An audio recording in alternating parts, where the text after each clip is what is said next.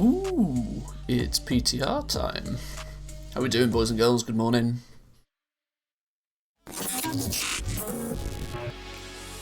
Welcome. How we doing?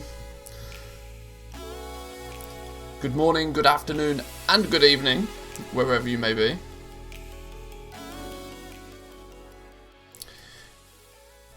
We finally have the PTR. We do. And this isn't the PTR. This is my regular retail. But I was trying to copy over settings and fix add-ons and that sort of stuff. But in typical PTR fashion, nothing works. So we are back to basics with our interface on the PTR. But I have copied my character over. We can go do some exploring. We can work our way through the dev notes, and we can see what's new. Any of you guys that watched the video yesterday will have seen that I went through the full developer notes for patch 9.1.5 on the PTR, trying to break it down a little bit, but of course it's a big old long video, so I didn't expect everybody to watch all of it, but we're going to explore some of the things that are available to us today. That's the plan, at least. But how are we all doing this morning? Are we good? Little Uve, welcome to. Good morning. Stro, always good to see you. Cow, good morning. Hagu, how we doing? Innkeeper of Moonglade, or Hoot Hoot, whichever you prefer to go by. Welcome. PTR time. NA Toon can just go to Rust. Beta and PTR is what you do the best.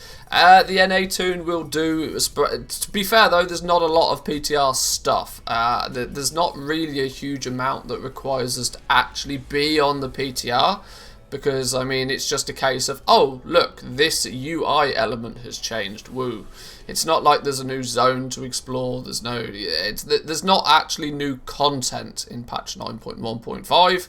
It's just tweaks and tuning and changing and that sort of stuff. It'll be more as and when they implement things like the AoE changes. That's something that can be tested a little bit on the PTR, but there's not a huge amount to do. We just thought we can go and walk through some of the developer notes, I think, today, and just try and explore it with our own eyes, which is you just helpful. lost $5. Hey! Wara, changes woot woot.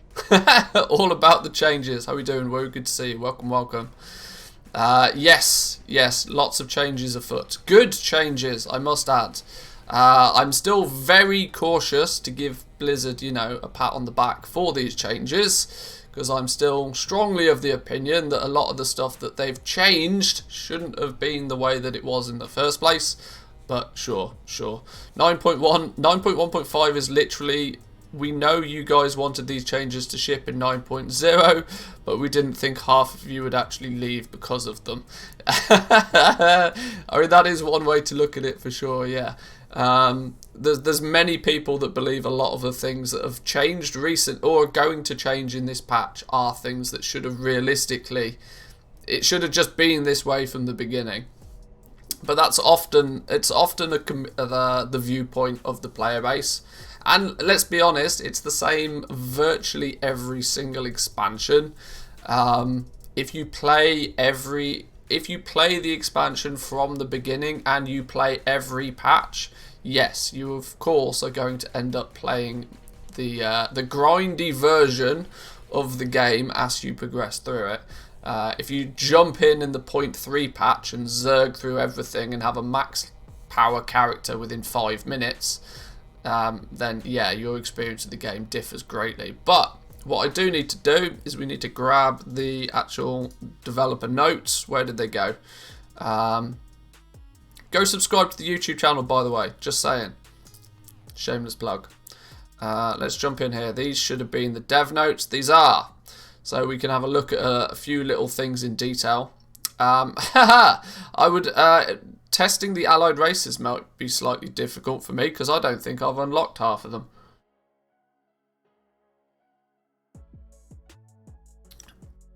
Now, I know the one thing that you lot are actually all going to want me to test, and it's the legendary thing. Or at least look at and talk about in great detail, which we will. Let's move this to a more sensible spot and reshape it, because I changed its layout based on for the recording of the video.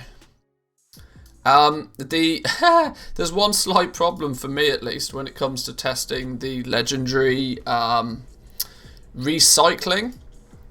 The major problem for me is that I've never bothered to craft my rank 6. So I don't have a rank 6 on the PTR to be able to recycle. I don't even think, I think I am that casual nowadays. I don't even think I've got the soul cinders to create a rank 6 to then recycle it even.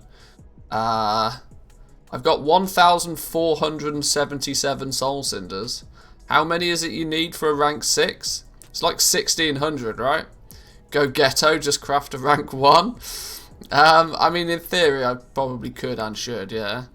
I technically do have a second legendary kicking about. I still have my old Soulforged Ember Epaulettes, which were the shoulders that I used from patch 9.0, sorry. I still have those. I could technically just go and delete those and see what happens. So I guess we can throw something in whatever this new recycling business is. I'm intrigued to go and look at that first, if I'm honest. I want to just go see how this works, because it's the thing that's most related to, obviously, what we do over here. I saw some interesting discussions, actually, on the WoW Economy subreddit yesterday. Somebody posted, like, how is this going to change the market? And I was amazed to see... I was amazed to see just... what the varied opinion was, and I'm like, how can anybody possibly see this change and not put 2 and 2 together and come up with, we're going to sell more base items? How did anybody possibly consider any different? But either way, let's go over to the rune carve and go and have a look. Have a little look. I mean, I could, in theory, we could just go run Torghast on retail, craft our rank 6, then transfer our dude over to the PTR so that we can scrap it. We could do that, sure. Now we know why rank 5 sells. Somebody wants to craft it and then test it for destroying. Maybe that's what it is. We'll have to see. Right, let's get ourselves over to Oribos though, first and foremost. It feels weird using the default UI again now. I'm so used to using our LVUI little snazzy little setup that we have up and running now. It feels odd for it to not be this way. But while we're flying, let's get Facebook out of the way real quick on this dude. Multitask. All about multitasking. Good morning. What did I miss?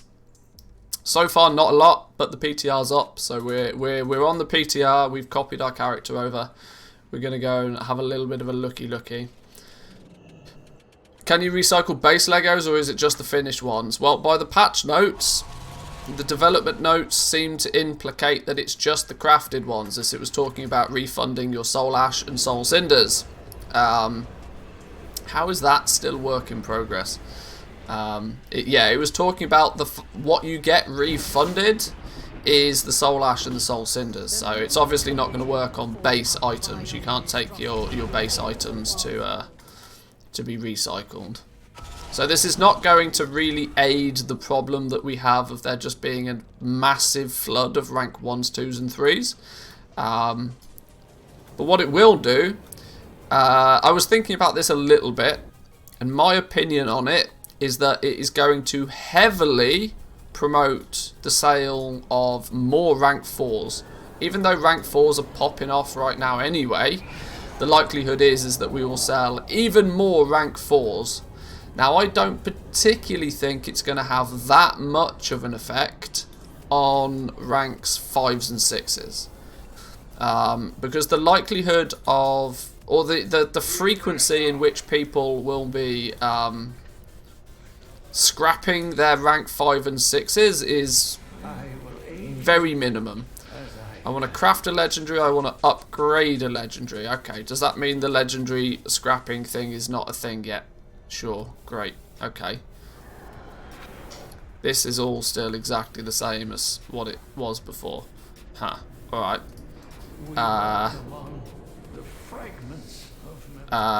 Did it say anything in these patch notes of what and where and how you would do it? Or did it just say it was going to be a thing?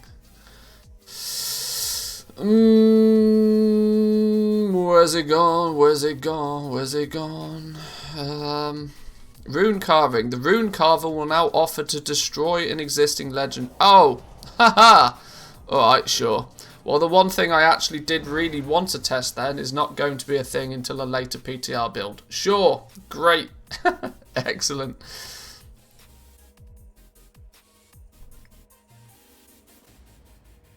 The Torghast knowledge sphere is also gone on the PTR. Well, it's a good spot actually. You're right. It's not there. Where's the thing to click on to do our tower knowledge? All right. Cool. That's not there either. Is tower knowledge still a thing? Is it? Currency. Oh, tower knowledge is still here. Look, season maximum 0 out of 3510. It's just wiped my tower knowledge completely. Okay, the PTR build is still a bit funky. Let's put it that way. It would suck if they scrapped it, to be honest. Yeah. They need to keep this tower knowledge a thing, or they need to, if nothing else, they need to iterate on it, not just get rid of it again. Ah, Blizzard and their ability to have a system. Actually, we don't like that system. We're going to take it away from you now. But sure. Okay. Well, that's that's scuppered my plans. Well, at least if nothing else, it gives me a chance to actually craft my rank 6 on retail, so we can copy a dude over and have fun with it that way. Well, what else was on here that was of interest for us to go and have a look at? Hang on, where'd it go? Oh, they've added bits to the bottom of this. The PvP item level tables have been updated to include item level in PvP situations and unranked PvP items. The transmog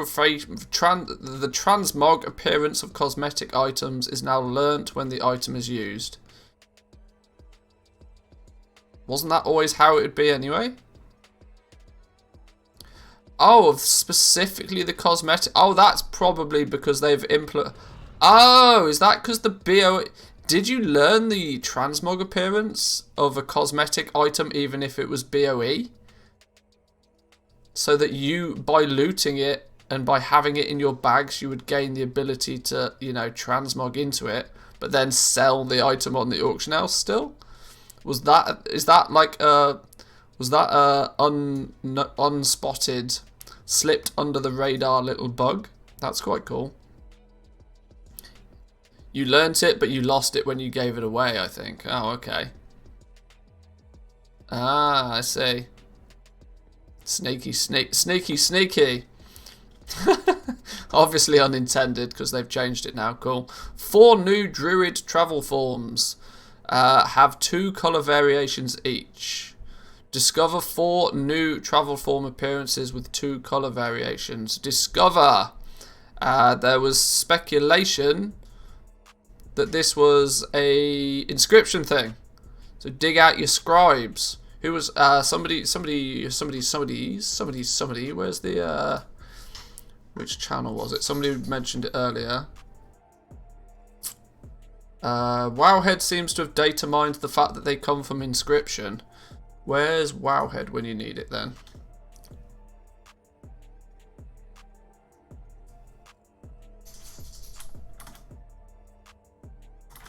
What be this? What be this? Blizzard just updated the 9.1.5 PTR development notes with more information on upcoming Druid Forms. Druids will be able to discover 4 new travel form appearances with 2 colour variations each. Oh, that says absolutely nothing more than what we already know. Where's the theory that they come from inscription then?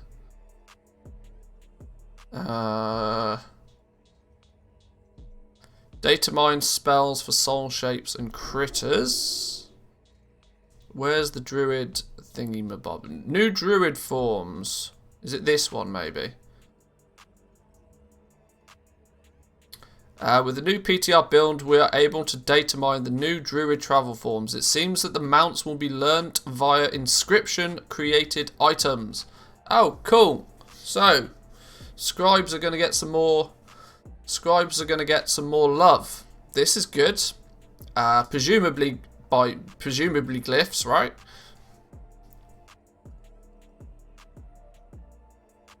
Why they'd call or do anything else. That's quite cool. So these are our database has now been updated, revealing the associated inscription crafting recipes associated with each of the new travel form looks. So there's the mark of the Duskwing Raven. Oh no, you just make marks. Why are they calling them marks and not? Okay, sure. Have they officially given up on glyphs then? What does it need? It needs an item, it needs another item times 15, and it needs another item by 5. That's... Why do those items not have... What's item 39354? That's not a regular item ID. 1, 15 and 5, 1, 8 and 24, 1, 8 and 24, 1, 8 and 24. They all seem to take 1 of something, 8 of something else, and 24 of something else. Apart from the first one, which is 1, 15 and 5. Okay. Material costs probably, you know. Marks are in game now. Are they really? Mark of the Glade Guard. Well, that shows how much I pay attention to inscription then, doesn't it? I can't remember the last time I used inscription. Alright, well let's have a look what we get then. We get ourselves a flappy fairy bat. A flappy fairy bat. We have a couple of flappy fairy bats. The raven looks quite cool though. Couple of different colour variations of the raven. We've got some a bat boy. Venthyr bat boys can be a thing. I mean, if you're into your whole vampire thing, then this is perfect, right? Oh, these are quite cool. The Rune Stags, couple of different colour variations. Oh, so it's only actually 4. No, it's only actually. Yeah, 4 new models, just... I mean, are those considered colour variations? They look exactly the same. I wish Wowhead wouldn't do this thing that it dims the picture. Like, I'd like to be able to see them both at the same time. I mean, they look exactly the same. If they're considered... Oh, one shimmers. Is that really going to be it? Hang on. They're the moths, right? These are the moths. Mark of the Sable... Ardent Moth. Mark of the Shimmering Ardent Moth. Alright, cool. Sure. They're the same in my books. We'll have to see them in game. Alright, that's cool though. Can we get a slightly better look at one of these? Sallow pigment, roseate pigment. Light parchment. Oh, alright, cool. Is what it considers being. Dreamweaver's Honoured.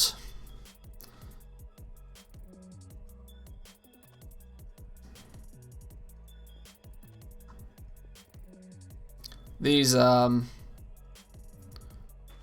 not necessarily what you'd expect the reagents to be, because these are Legion, right? These Legion?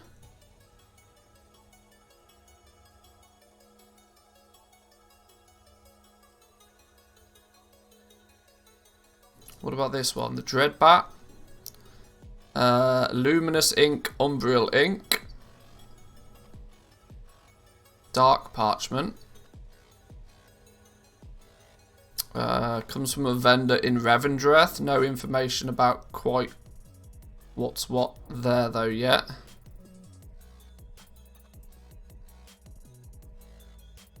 Midnight Rune Stag. What's this one about? Luminous Ink and Umbral Ink again. See, starts to make more sense. Drops off the Rune Stags in Ardenweld. So something we might have to farm for. It's kind of cool to see that they're not all just a buy it from a vendor thing. I like that straight away. The Regal Dread Bat drops off Dread Bats in Dominance Keep in Revendreth. So, might have to do some exploring to get all of these. Sable Arden Moth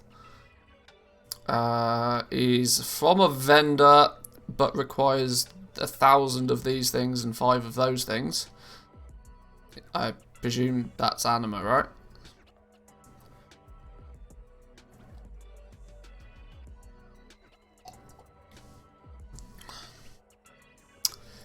Do the marks drop off the mobs, or is it the technique to make it?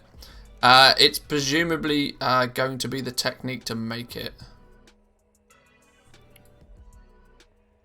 Technique mark of the Sable Moth. Here's.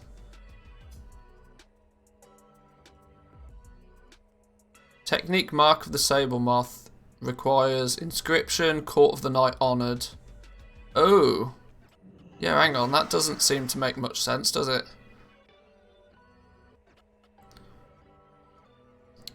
So, does this mean you either buy it off, either a scribe makes it and lists it on the auction house? Hey, this doesn't, okay, hang on. Let's back it up here. Mark of the Duskwing Raven. Dreamweaver's honoured. Dreamweaver's honoured. Bunch of gold.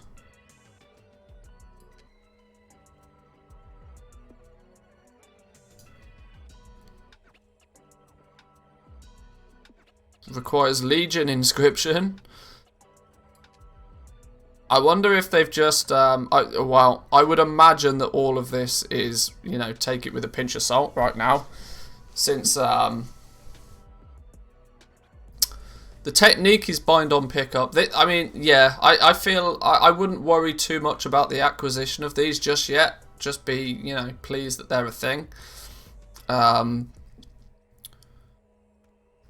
Whether they maintain it to be, you know, that you need Legion inscription for this just feels like they've copy and pasted, you know, the code for one of these and then just done a rename. I'd like if it was old mats, to be honest. I wish they used old mats more. Yeah, inscription seems to be the only profession that ever really does that. But I would agree. I would like to see it more so. It would bring more value to these old materials. Especially on things like this, right? Anything that changes an appearance or goes into making a mount helps keep those materials somewhat valuable, even if it's only slightly. Don't think they'll make it with Legion factions. It doesn't make sense. Normally I would agree, but Inscription has done this before. They've done this with scribes that, you know, if you want all of the new stuff, then it doesn't necessarily all come from the current expansion.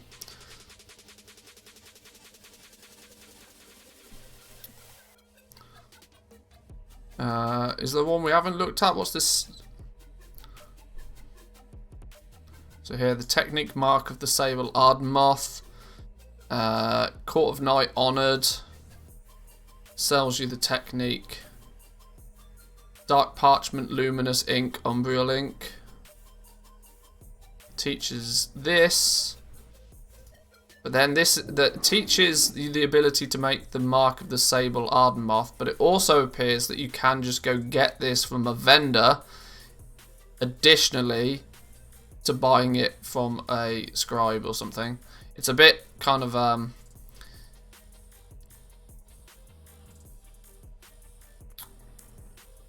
maybe we should go and investigate. Maybe we should head over to Ardenweld and have a look, see if it's on the vendor. Who is Spindle Nose? Who's Spindle Nose? Who are you? Where are you? Court of Night Quartermaster. It's that dude over there. Let's go and have a look. Let's go and have a look. That's why we're on the PTR, right? We go and have a look. If only there was somebody on the PTR to go and look at the vendor. Exactly. Let's have a look.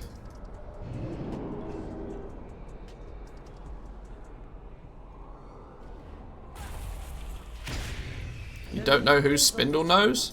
No idea. We must destroy it.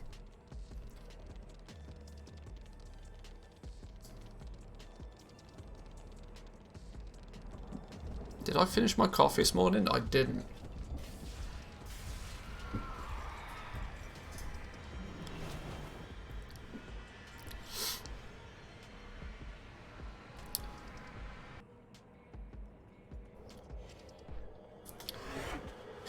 If they did it with old, I'd expect one appearance from each expansion though. You're right though, them being all from Legion is weird. Well, there's only that one that shows up as from Legion. That's what's more weird, that most of them are not Legion. It's just one of them, which to me feels very much like I know them to do, where they basically copy and paste the code from another item and then just rename it before they actually, you know, finalise what's going on with them.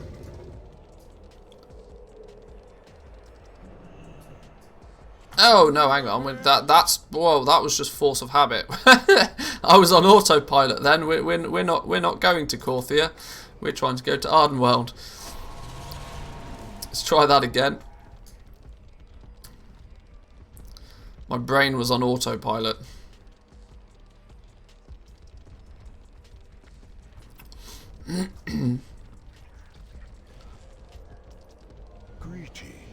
Greetings. It's... Where were we going? I think it was that one. I don't know. Where are we going? No. Yeah, that one. No, not that one. This one. Alright, we're going over here. Fine.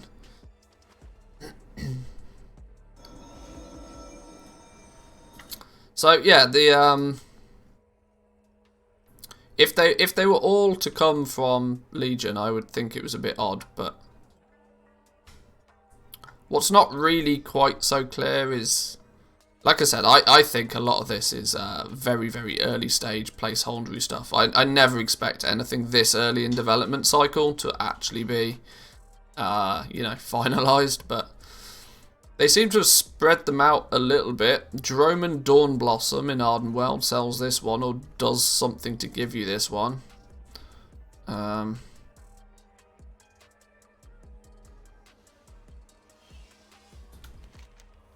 Anything that's appearance, though, is cool. There'll always be a market around something that changes your appearance.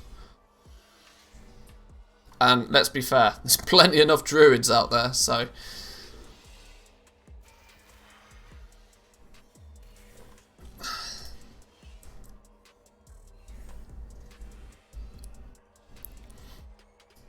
Right, where's this fairy dude then? What was his name? Her name? Its name? Spindle Nose or something, right? Is it you? No, you just look like a flappy moth anyway. Who are you? Shimmerfly? No. Where are you at then? Where's you at? You need a hand? Yeah, I do. Finding this goddamn stupid vendor fella.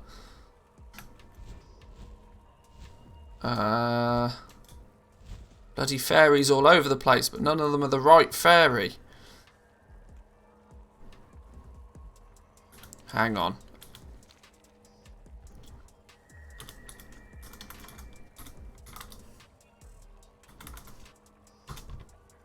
Oh! Literally right in front of me. Alright, cool, fine. Right, what are you selling then? Technique Mark of the Sable Arden Moth. 1,000 anima and 5 grateful offerings. So there we go. It's on the vendor. Court of Night Honoured. So you've got to be a... Oh, Court of Night. Doesn't that mean that you've actually got to be... You've got to be Night Fae then. You've got to be Night Fae to pick this one up. That's a good thing in my mind. I like a little bit of restrictiveness on... It's only going to... let's be fair though, all druids are flipping Night Fae to begin with, but You got to be. Oh, your scribe is also going to have to be Night Fae. That throws a spanner in the. Not only do you have to be a scribe, but you also have to be. So you switch freely to get it. Well, maybe, but you need to switch and or. Well, yeah, I suppose. I guess you can swap covenants, I suppose.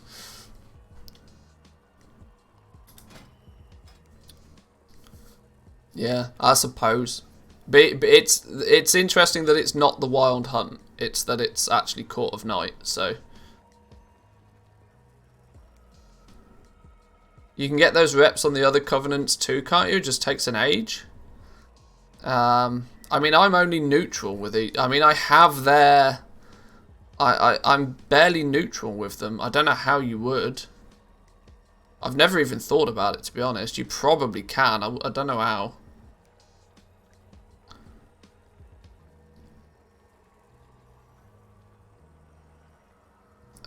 While the other covenants can earn Court of Night reputation, it's much slower for them, as they can only get the faction based on the 2 enemy champion quests. 500 each. I got Court of Night to Exalted. I'm Venthyr. I'm Exalted with all. How can you not be? I mean, you do realise just how filthy casual I am, right? You do know who you're talking to. I think we're way too zoomed in here. We need to back it up some. Alright then, well maybe I'm just slow. Either way, it's on the vendor.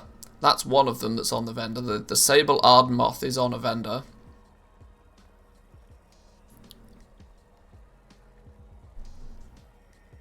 It's hard to get any rep from the auction house.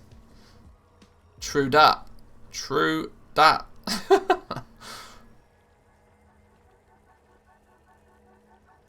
Although other Covenant members can earn Court of Night reputation at a slower pace, only members of the Night Fae Covenant may purchase Court of Night items. It requires developing up to a Tier 2 Anima Conductor, revealing treasures and quests only accessible by Night Fae members. Well, there we go then. Checkmate.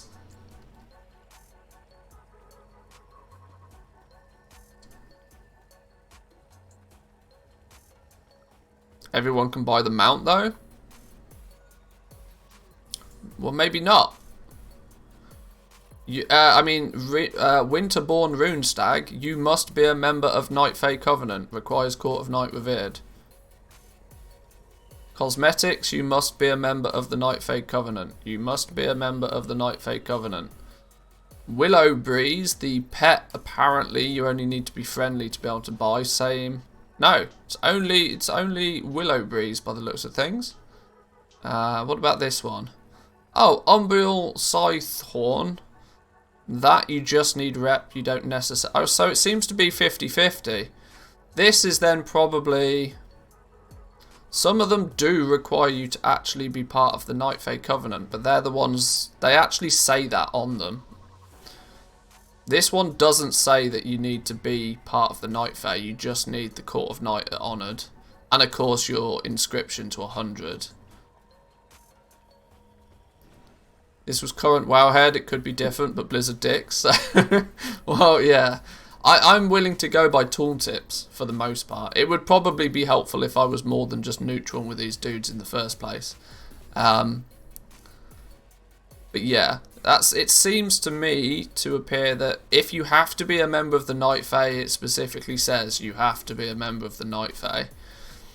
But there's nothing to say that you couldn't, you know, in 9.1.5 you couldn't, if you're a scribe, switch over, pick up the technique and then switch back, because, you know, freedom of movement, yo. Did you spot that Necrolord Hunters are getting a buff? I don't want them to get a buff. I like being one of the 1%. The 1% that have picked the worst Covenant in the history. What's their You've intrigued me though. Now I need to investigate further. Where's the buff we get?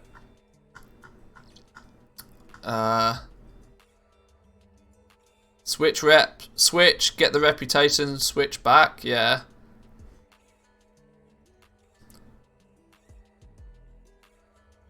Including a Necrolord Hunter buff. Oh wow, they actually just straight up shouting about the fact that Necrolord Hunters are getting a buff. Because there's so many of us out there. We'll get to it. We'll get to it. Throw a deadly chakram at your current target that will rapidly deal a bunch of attack power. Bounce to other targets. Enemies struck by your death chakram take 3% more damage from you and your pet for 10 seconds. Oh, that 3% damage buff is the new thing.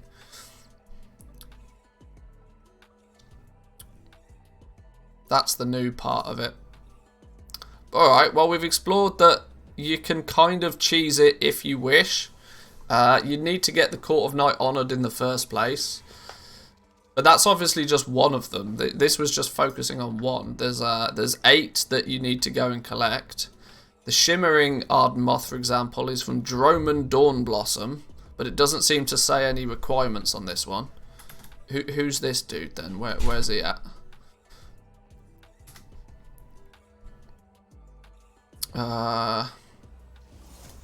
The new heirloom's already on the PTR? Not sure. We'll get to it. We'll get to it.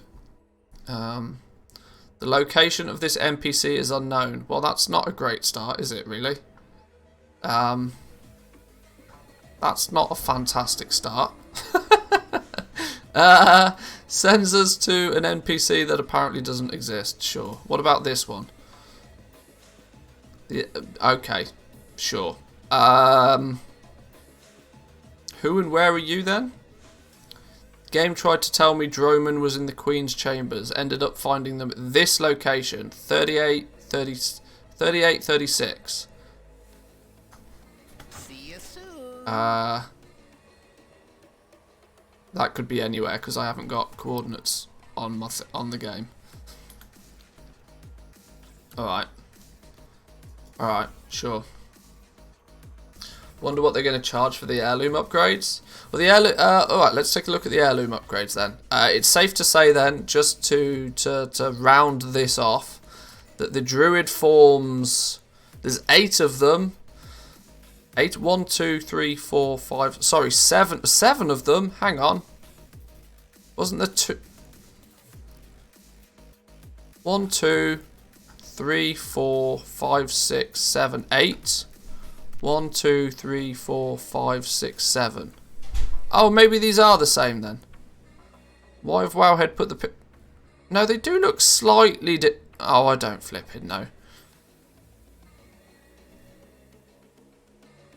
Either way, there's a bunch of them and they all appear to come from slightly different locations. So dig your scribe out and get hunting. Wild Hunt Revered for another one. So it looks like most of them are going to be locked behind some sort of rep grind. Wild Hunt Revered. We can check this one out just real quick. This comes from the Wild Hunt Quartermaster, which, if I remember right, is just outside the heart of the forest. Yeah, you're going to just have to take your scribe and do a bit of flying around to collect these by the looks of things. But they should be good sellers. Good opportunity here for scribes to cash in. Because there's nothing more that a druid loves than a new flight form or new travel form. Now, there's a quartermaster around here somewhere. I can't for the... It's up here, I think. Isn't it one of you guys? Wild Hunt Quartermaster. Here we go. Something for every occasion. You need a hand? So, yeah, here we go. Look. Twilight Mark of the Twilight Rune Stag. You can just pick this up once revered. So if you've been keeping up with your... If you've been keeping up with the reputations on your scribe, there's a couple of new goodies kicking about for you. This will, considering Inscription was a really big, because of the Dark Moon decks, a lot of people pick up Inscription to begin with, but end up dropping it. I can't imagine there's a huge amount of like main character scribes out there that will have access to all of these straight away. So that barrier to entry on the recipes is always good for profitability. Whichever ones you have access to, you can pick them up, you can craft them up. They don't seem to be overly expensive to either acquire or to craft. But cool. Scribes are getting some love. Can't complain. Let's move on then. People wanted to look at the heirlooms. Now does it say? Did it just say about, where was it? Items and rewards. Blah, blah, blah, blah. New rank of heirloom gear has been added, and all heirloom gear is now usable in Shadowlands and outside of the Threads of Fate. These features will be available on a later PTR build. God damn! literally all of the good stuff is not on the PTR yet. Sure. Alright, fine.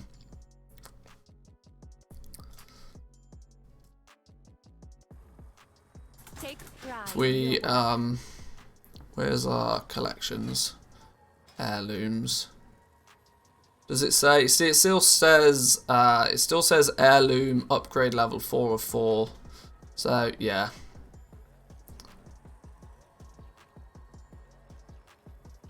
My scribe's going to start prioritising rep missions on the Facebook table. Hey, not a bad idea actually. Not a bad idea at all. I don't even think I have a level 60 scribe actually at the moment, because my mage was my scribe, sort of. But I dropped it because my mage is also a tailor, and there was no way I was making Vestige of Origins with tailoring. So I had to drop Inscription to pick up jewel crafting to make my Vestige of Origins. Now that is still going to be a thing in patch 9.1, so I'm going my mage wasn't my main scribe anyway. My warrior, believe it or not, of all randomness, is actually my scribe. He is a scribe and an engineer, because it's just, you know, a spare character for what I consider spare professions. But he's not even 60; he's like 51. So I'm going to be way off getting these, but I wouldn't consider this to be a huge major market anyway. If you get the druid appearances, yeah, cool, there's loads of them. You'll craft them up, you'll sell them, but you'll probably find after a very short spike in demand, they'll just genuinely be just like a mini market that you keep one crafted, you keep it on the auction house. It sits in your TSM crafting list occasionally, but you're probably not going to cancel scan on them, let's put it that way. Geez, never even seen your warrior? Well, see, I do have a warrior, but I just haven't played him in Shadowlands. Okay, so we can't actually look so much about the heirloom stuff. One thing they did say about, there was these scouting maps though. Heirloom scouting maps that instantly explore all areas and grant all viable flight paths for your alts are now available for all expansions. Previously was only Kalimdor and Eastern Kingdoms. The Heirloom Vendor is in... Where's the Heirloom Vendor?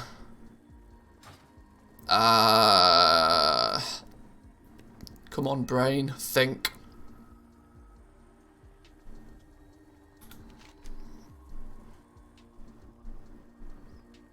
I want to say the Heirloom Vendor is... Is it in Ironforge?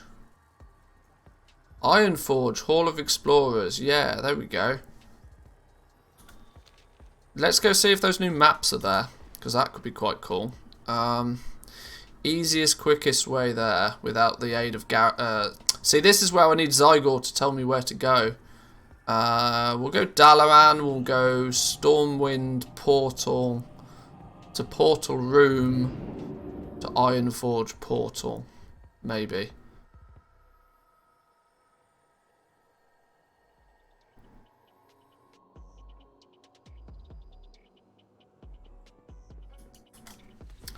Take a look in the collections tab for toys.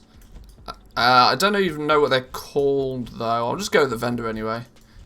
Doesn't take us too long. Doesn't take too long. Stormwind Portal Room. Portal to Ironforge. Have the rep ready on your scribe for when the patch comes. Buy the items, craft a few, take advantage of the boom, and then forget about it. That pretty much sums it up, I think. Yeah, from a goblin perspective, that's the way to do it. Plan ahead. The first to market thing with things like this, there'll be a huge boom of all the druids wanting to collect them relatively quickly. As long as you don't price them outrageously, there's a good chance that you'll blast through. Is there not a portal to flipping Ironforge? Is there really not? There's not a portal to Ironforge. Ashran, Azuna, Oribos.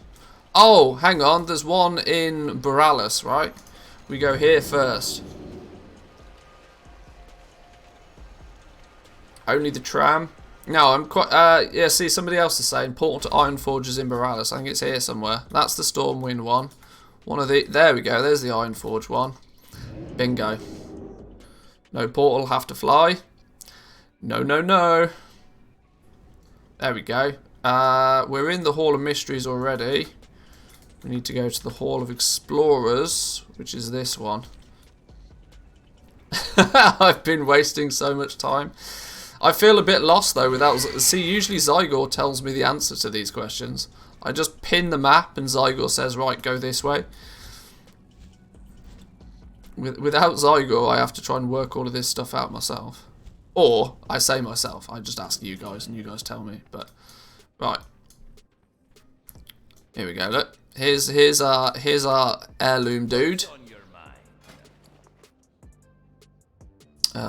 These are just the armory things.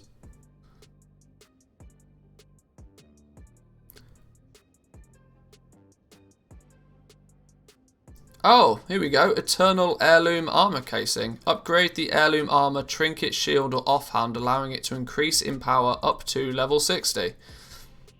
So they're there, look. They're the Eternal ones. Placeholder at the moment by the looks of things. 18,000 gold apiece for the weapons. 12,500 gold apiece for armor, trinkets and shields. Well, there we go. 18k for weapons, 12.5k for... Now this is probably based on... Let's not forget that I'm probably... Have I got good reputation with Ironforge? Where is it? I'm exalted with Ironforge, so these could be after... That would make it, what, like 20k and 15k or 14k, something like that. 14 and 20 maybe, base price. Quick maths. But they're there. They are there.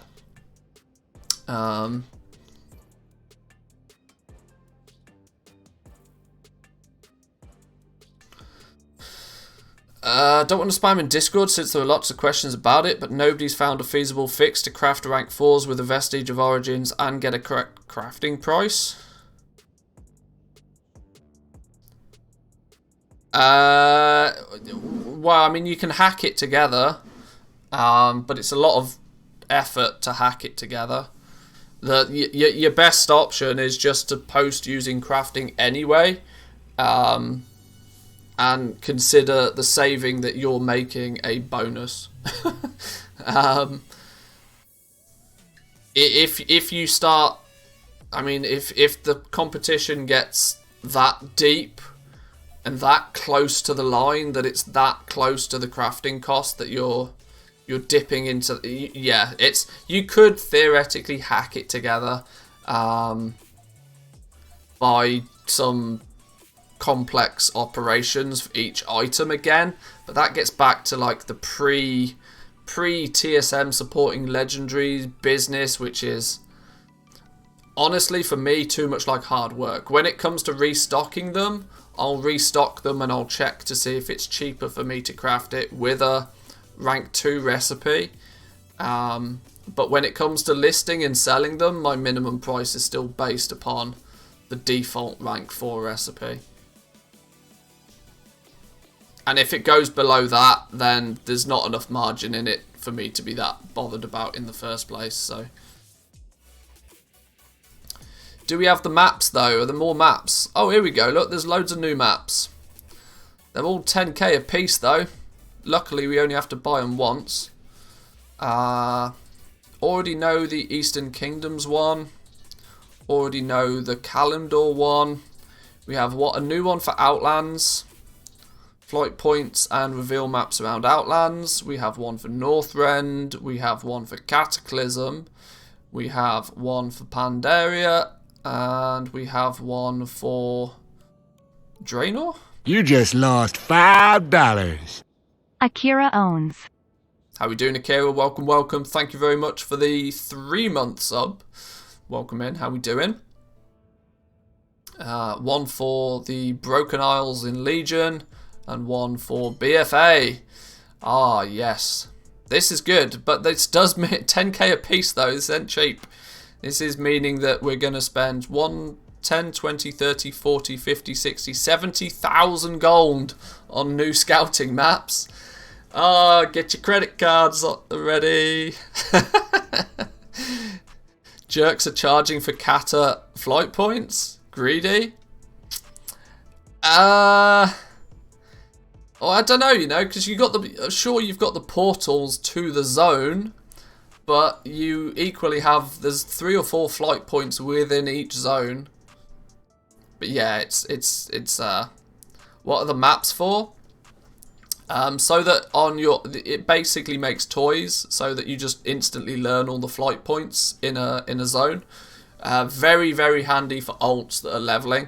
That you don't have to manually get to a flight point to learn it. You just, you know, learn them all.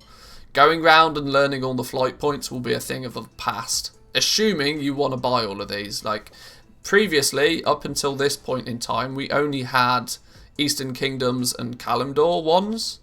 Now, there was actually this scouting map of... This is a thing already, though, right? There's definitely one... There's a Shadowlands one as well, actually. I didn't even notice that because it was red. Explorer of the Shadowlands. You need an achievement for this one. 70k for one time for the account, though. Yeah. Hope they aren't a scam like the old ones. They don't... Yeah, the old ones don't actually teach you all of them. They only teach you, like, the major cities. Which was a bit annoying, true. I hope they do just teach you all of them now. They're only like 1 or 2 flight points per zone, better than nothing, but all is way overselling it. I mean, we could probably test this out a little bit. I could find a character or create a character that doesn't have any of them and see what they give. I mean, for the purpose of testing, let's pick them all up.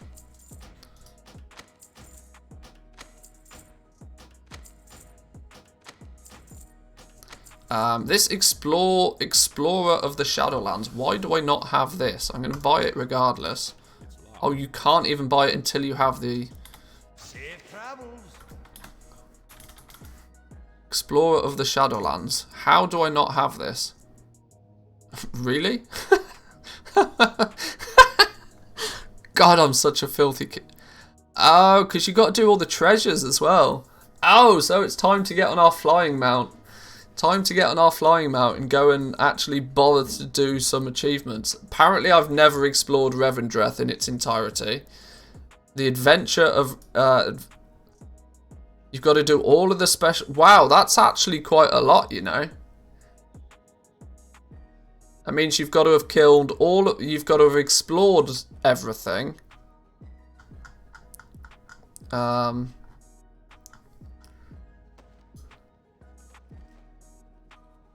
You've got to explore everything. You've got to kill every rare in the zone. And you've got to have found all of the treasures in each of the zones to get Explorer of the Shadowlands. Now, some of you will have probably done all of this. This is a whole new level of casual. Maybe. But you need to have completed the Explorer of the Shadowlands. So all the exploration, all the rares, and all of the treasures in all of the zones. It's only 9.1 zone, 9.0 zones though. It's not the more, nor is it Korthia.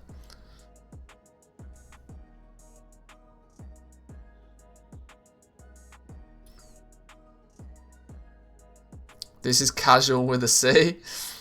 You don't need every rare. You only need 15 of the rare or events per zone. Oh, but it's a specific set of 15 though, isn't it? So Adventures of Bastion, for example. Complete 15 of the following special... Oh, okay, so it lists all of them, but once you tick off 15, you get... Okay, it's 15 in each zone then, sure, fine. That does make... That's a little bit nicer. It's maybe not everyone. Cool, fine. Yeah, like I said, I've not been until we got flying. There was no way I was going and ticking all of these boxes until we had flying. But now I actually have a genuine reason to do it.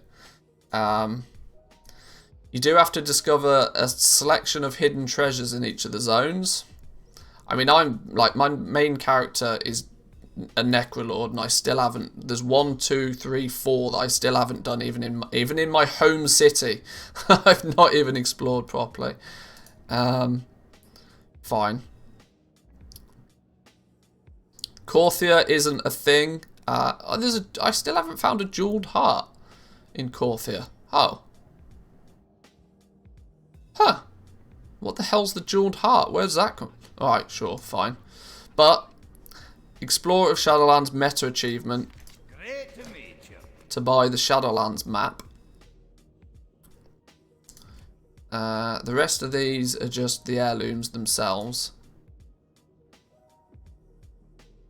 They still have an heirloom upgrade level of 0 out of 4, so weirdly you appear to be able to buy the heirloom casings and the weapon ones. They probably just don't work yet. Let's buy the weapon one just to see if it actually does anything. So say we wanted to use this on our two-handed staff. Where's our bows? Where's the weapons? Where's my gun? Where's my pew-pew gun?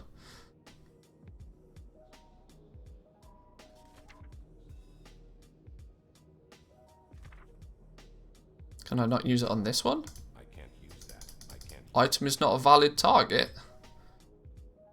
Upload an heirloom weapon, allowing it to increase its power to 60. Only works on heirlooms that scale to level 50. Oh, because they stop at level 49 currently. Right, of course, okay. Oh, it says I can attach it to this one, though. Oh, well, there we go. The only one they seem to have actually implemented the change to so far is the two-handed staff for some reason. But there we go. Requires level 1 to 59. So they stop working the second you hit 60. But that's cool. It's in the new more part, so not sure why they have it under Korthia. Oh, that'll be why I haven't got it then. Oh, okay. That'll be why I haven't got it. 146 is the item level though by the time it maxes out. That does item level 200 and 230 markets are safe. Yeah, for sure, yeah. When you ding 60 normally you have item level 130, 135, something like that. So it does seem to show that they're going to keep the they're going to keep you nice and relevant. It does mean that the item level 87 market is basically dead in the water though now. It was never a big thing anyway. Some people that bothered to craft the craft gear with the novice crafters marks have made a pretty penny so far, but it was such a niche market to begin with. Item level 117 gear was never really much of a thing. You'd sell a couple of pieces all the same. Green rings and necks were good. That's true. That's true. Jewel crafting had a good time with it for sure. But yeah, item level 146 is not outrageous. Can we use the armor one on anything yet?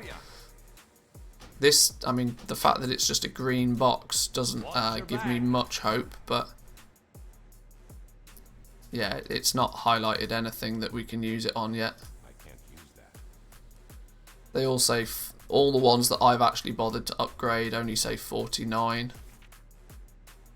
There's none that say can't use it on anything yet. Still very placeholdery. Nope. Or maybe there is one that qualifies. It's just not one that I've leveled up so far. Alright, fine. What about these maps then? Let's get these maps on the go. So, Outlands. Scouting map of many curiosities. Use. Discover flight points in Outlands. Oh, Blades. Oh, it did teach me 3 though. It did actually teach me 3, which is a massive surprise to me. Where's Outlands gone? Oh, I can't see the flight paths here. But it taught me 3 new ones that apparently I didn't have. Had I maybe not... I can't possibly believe there was any flight points I didn't have in Outlands, but maybe there wasn't. Alright, sure. Northrend. Use the map. Oh, maybe it's just reteaching me the ones I already know. Alright, sure. Cataclysm. They all come under the name Scouting Map though, so they're going to be really easy to find when you log on a new alt. Bang, go to your toy box, press all of the Scouting Map buttons.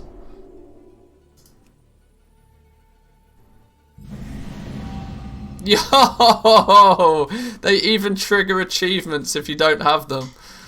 What an absolute filthy casual. What an absolute filthy casual. Did I never do Mr. Pandaria on this hunter? Maybe I didn't.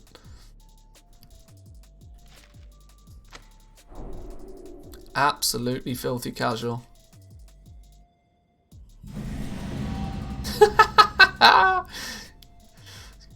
Apparently, I didn't even explore... Sure, fine.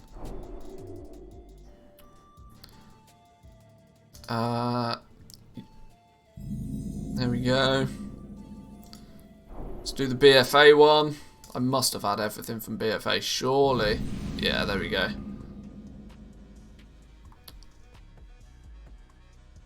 Try it on a level 1. Well, I need to do it on a character that can fly, though, really.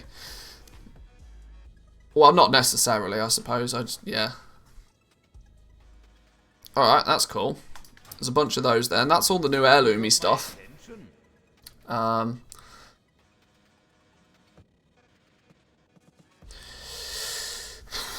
I'm wondering if one day I might actually... In fact, we can take a sneaky look and see if any of these say out of 5. There's only that one staff seems to have been, you know, adjusted so far. All of these say out of 4. Yeah, see, it's just this headmaster's charge. This 2-handed staff seems to be the only one that they've updated so far. This says out of 5. Everything else says out of 4. Actually thinking about it, all of the ones that you can just buy from the vendor, I think I already have them anyway. One day when I'm feeling filthy rich, I'll just upgrade them, upgrade every single one regardless. Oh, this one, there's a neck that seems to be upgradable. The Eternal Horizon Choker. This one goes all the way up to level 60 now. We already know that one. Can we upgrade it then?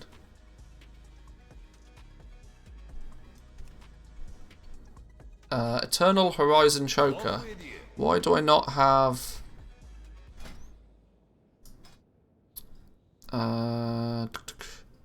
Eternal Horizon Choker. Oh, I've only leveled it up like 2 levels, personally. I've obviously never used it. Oh, that's probably because we had the legendary neck, didn't we? So I'd have never have needed to really upgrade this one. And in turn, I've got other ones that I've upgraded. I've upgraded these 2 instead. It's just pure chance that I never upgraded that one. Sure, alright, let's upgrade that one a couple of levels then. It means I need, I don't know, just buy one of everything. I don't know what I need here. Probably some of that. See you soon. Right,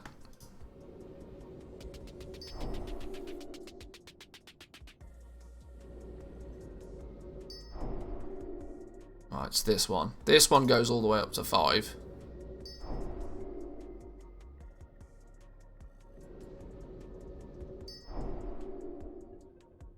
And it's this one, right? There we go, look, here we go.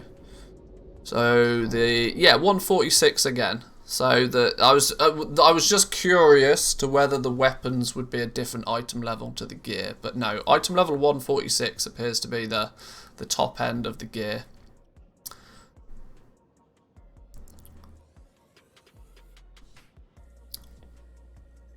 There doesn't seem to have been any, by the looks of things, any change to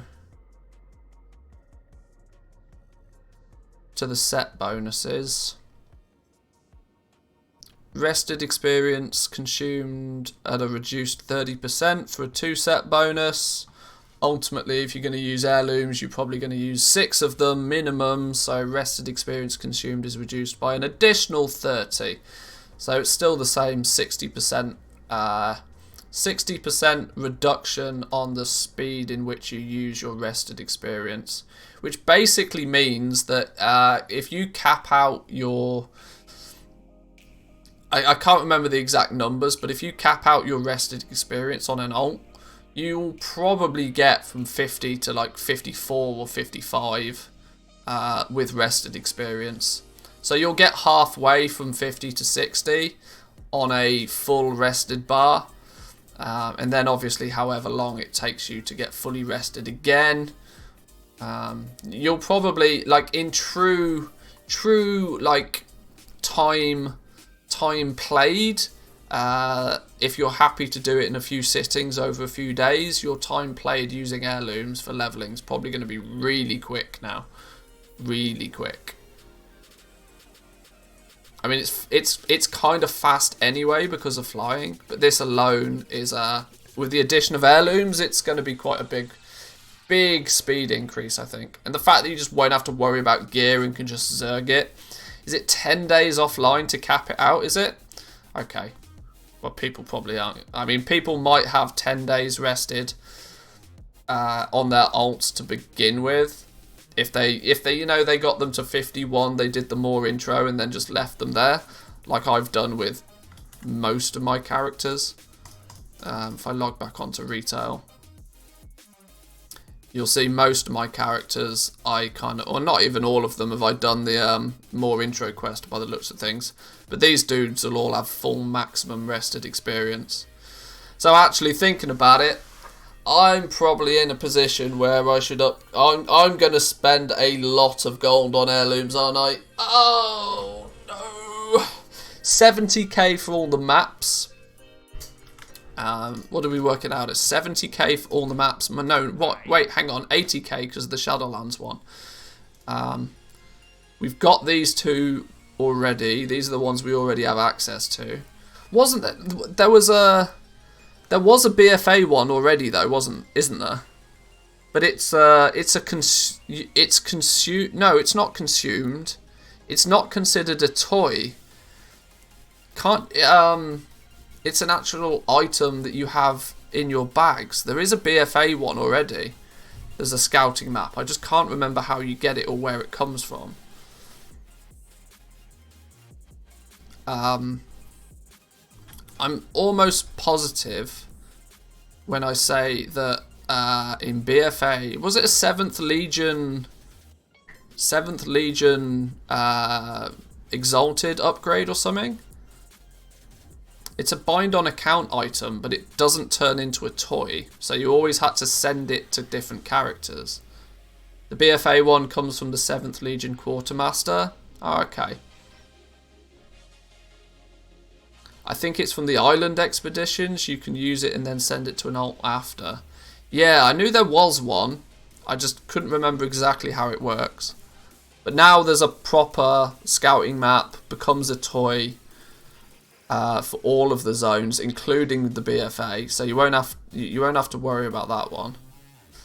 But yeah, 1, 2, 3, 4, 5, 6, 7, 8, 80,000 gold. Get 80,000 gold ready to spend on heirlooms. And if you haven't already, get working on the Explorer of the Shadowlands achievement for the Shadowlands scouting map. So all the well, not all of them, but 15 special encounters in each zone, a whole bunch of the treasures. Should be relatively quick and easy to do, I'd imagine, nowadays, on considering we have flying. 80k for one set. Yeah, one-time cost of 80,000 gold to get all the new scouting maps. And then a fuckload of gold if these are the prices to go by. I think this is 14,000. In fact, no, these don't appear to be adjusted by... These don't look as if they've been adjusted by faction rep in any way, shape or form. So it's just 18k and 12.5k.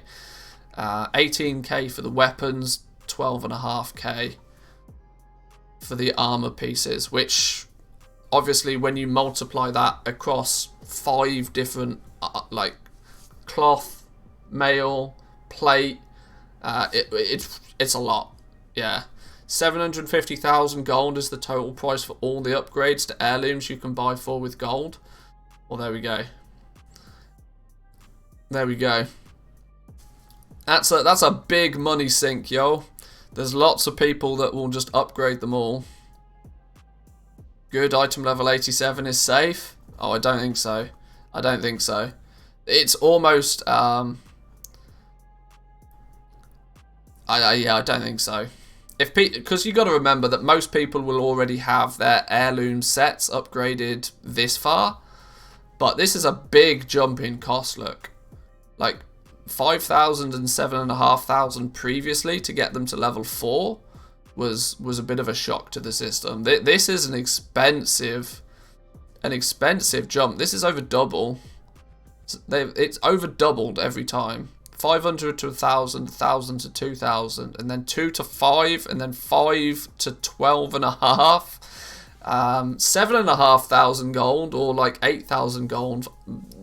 Sure, they're expensive though. Let's put it that way. See, that's bad because they're not only are they expensive, but they're also not anywhere near as good as what they used to be. You just need a few items for each armor type and the jewelry. Yeah, I mean, for example, I've never leveled a character without full heirlooms, but my heirloom, like, I've not got all of the heirlooms, nor have I upgraded half of them. Because, like, the necks, for example, you have one neck that gives you crit, you have one neck that gives you something else, you have one neck that gives you something else. In fact, these two, stamina, crit, restores health. Stamina, crit, restores health. They're like literally the same. Why would you ever... 12, 20, 4, 483. Oh, I've upgraded that one further. But yeah, like... You don't necessarily need to upgrade all of them, because just why would you? If people were logical, you can buy quite a lot of item level 87 and 117 gear for 12,500 gold. You probably can. You probably can. But you can't, you know. You buy the heirloom and you've got the heirloom forever. One has int, one has strength. Oh, does it? Sorry. Oh, yeah, one's got int, one's got strength. You are right, sure. Oh, maybe you probably should then upgrade some of them. I don't know. Wonder how the new heirloom thing will affect the enchanting market. Will it be decent now? You tend to find that people put some weird and wonderful enchants on their heirlooms. Mainly because there are certain enchants that can be used on heirlooms that are super overpowered at low levels. People in the know what those are. Never really messed with the heirloom gear. My set's usually just 3 or 4 pieces and I'm not actually that upgraded. Yeah, things like Crusader, Fiery Weapon are some of the good ones. I can't remember the exact list of what goes on what. But there's a bunch of them, yeah. Well, that's quite cool then. That's quite cool. We now have a bit more of understanding how the heirlooms are going to work.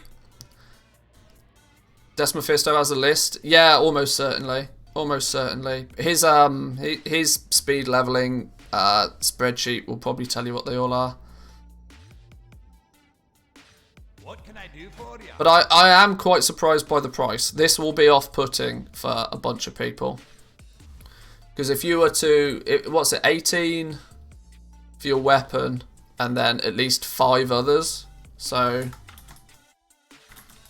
because you want the 6 set bonus, right? Nobody's going to bother nobody's going to bother having heirlooms unless they've got the 6 set bonus. So you've got 1250 multiplied by 5.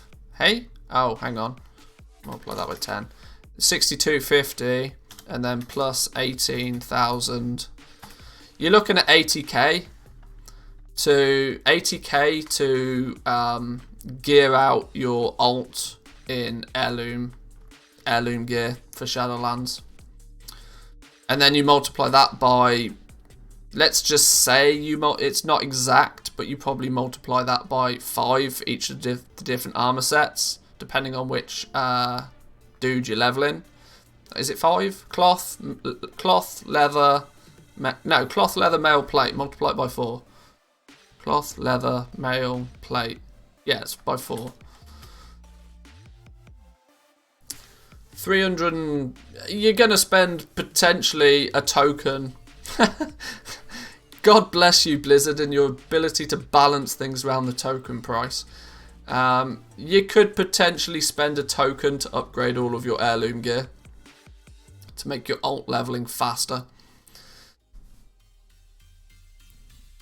Is my very simple and quick maths. Still a lot of gold though. It's a lot of gold. A lot of gold for somebody that doesn't normally have a lot of gold. It's a sizable whack. Big chunk of change. Big chunk of change. Alright, what else we got then? I think we can put heirlooms to bed now. I think we can put heirlooms to bed. We've explored that a little bit. What else are in these notes that we can actually potentially go and take a little bit of a looky at? Cooldowns on stuff doesn't matter. The area of effect changes are not implemented yet. Although they said the heirloom stuff wasn't implemented, and it is. Just not all of it, I guess. Oh, the individual class changes. There's lots of conduit-y, changey stuff. This is just balance effects. This doesn't make much difference to anybody until the simmers get their hands on all of the information and somebody just works out what's the new BIS setup and we'll be away. Just quickly, what's the hunter stuff? Aquilans, corpse flies and grommets are now tameable. Oh, I can get myself the little grommet dudes. I get myself the little grommet dudes from Corthio as pets. That's funny.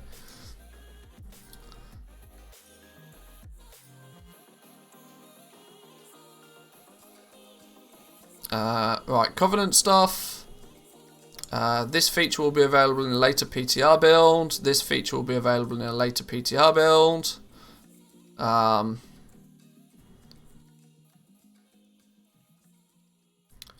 The campaign skip on an alt. This could be an interesting one to maybe have a look at.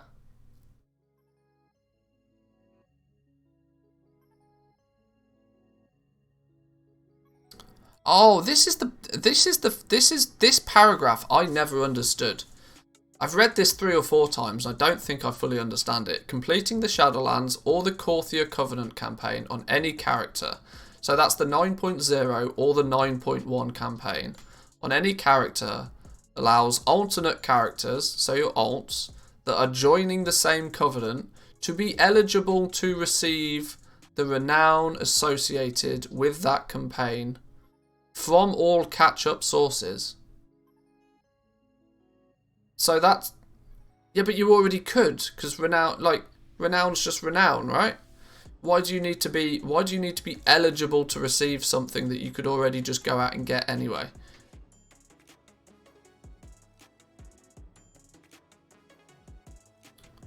From all available catch-up sources. So it's not like you just get the renown for free. You have to just go get it from catch-up sources. I think it means faster catch-up past renown 40. That could be what it's hinting at. That now the faster catch-up... Maybe that's it. Yeah.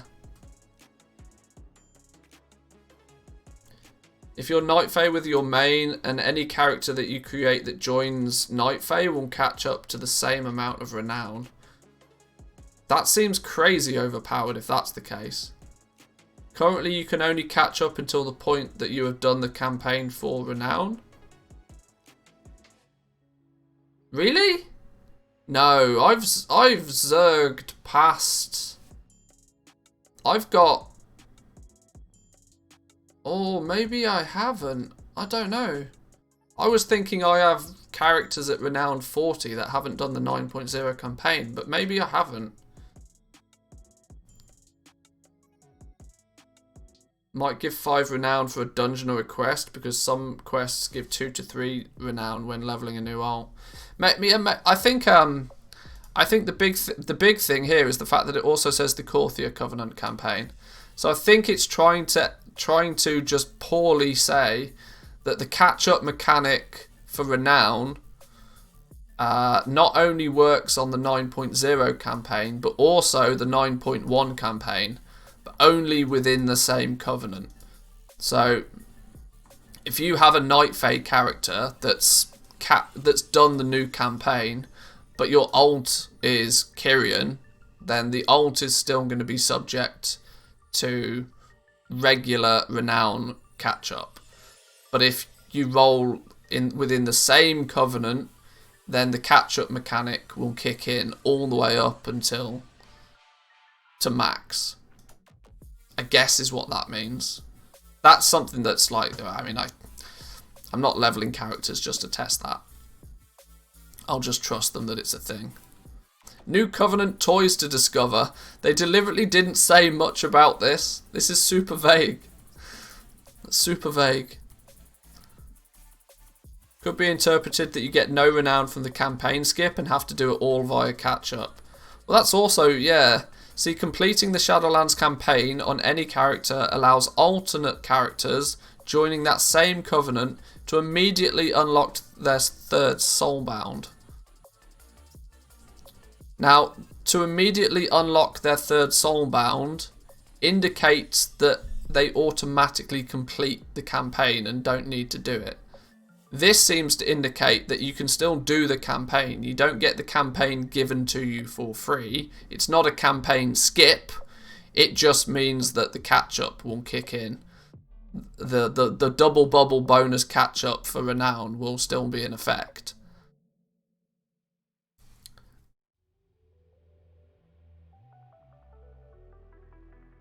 In the future, you'll be able to catch up all of the way. Yeah. All we get from this is that Blizzard needs to learn better sentence structure. It's true. I mean, it's really, like, that's not even a proper sentence to start with. But Inscription gets new toys to sell. Have the professions had love?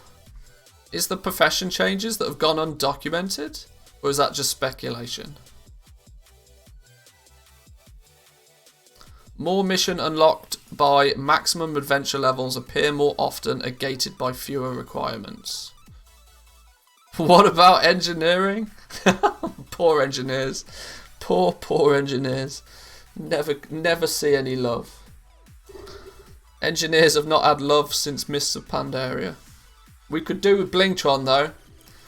We need to start a petition. Where's my Blingtron 8000? Bring back Blingtron.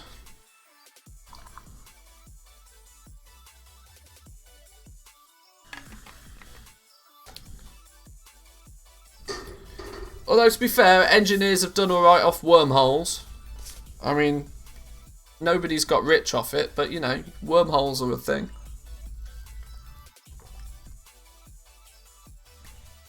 But I agree, it's pretty poor.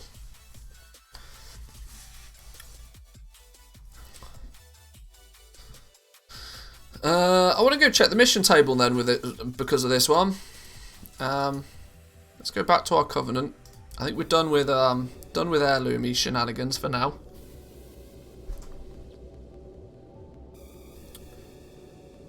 I don't say they did too much profession related stuff though. I don't expect anything to happen with the professions, if I'm honest. I don't think there'll be any changes to the professions unless it's something that just happens to fit neatly, like the Druid Forms for scribes. That just kind of fits neatly. I keep everything well maintained. Replenish the reservoir is still replenish the reservoir. Reach out and claim glory. Is this because I haven't done my This is because I haven't done my renown quests this week before I transferred my dude over. Why have you interrupted? Rescue souls from the moor. This is also now meant to be repeatable. This is meant to be, if you hand this in, you can do it again. So that if you're running low on souls, because I've got how many souls have I got on this dude? Just real quick. You here for inspection? This fella's got 72 souls currently, and is 3 of 3 here. In theory, you should be able to just grind out souls at this point, because this quest becomes repeatable. Let's go have a little look at the mission table just ever so quickly. This is why WOD crafting was nice. The item made gear relevant each patch. I cannot in any confidence say there was anything nice about WOD crafting, because there just wasn't. Oh my god, I've got no venture plan. It looks gross. I don't recognise it. Looks all funny. Hunter becomes the hunted. Fishing cache. Soul cinders. Oh, I mean, I wouldn't be able to tell if there's anything different here anyway. I've not seen this interface for months.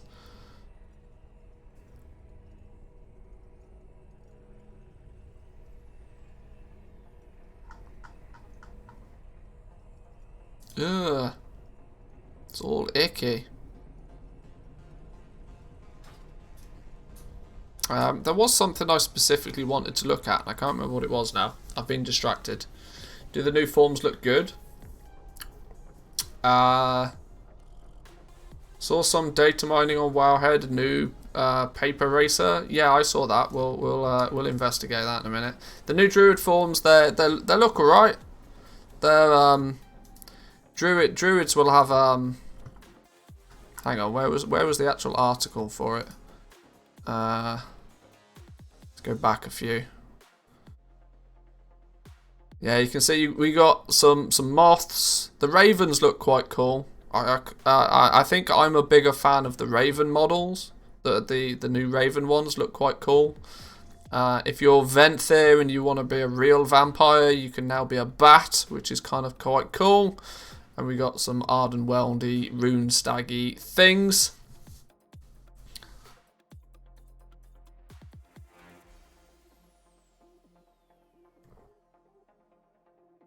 Does a legally hacked venture plan work? I mean, it probably does. I just need to install it on the PTR. I mean, these are, they're kind of quite cool. But I think, weirdly, the most simple one, being the Raven, is actually the one I prefer. I think this is the best one. Flying around as a Raven's quite cool.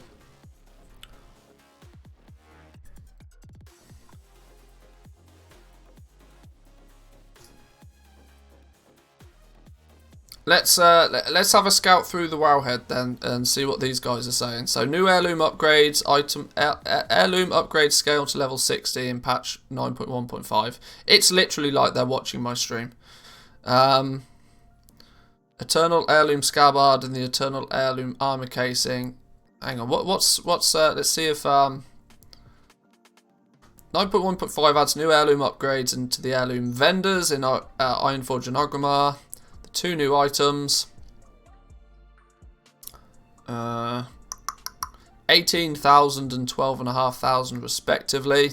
With these prices, upgrading heirlooms might be a costly task. For instance, if you decide to upgrade 1 piece per slot for 1 armor type, it will take 9 heirloom armor casings and 1 eternal heirloom scabbard for a total of 130,000 gold.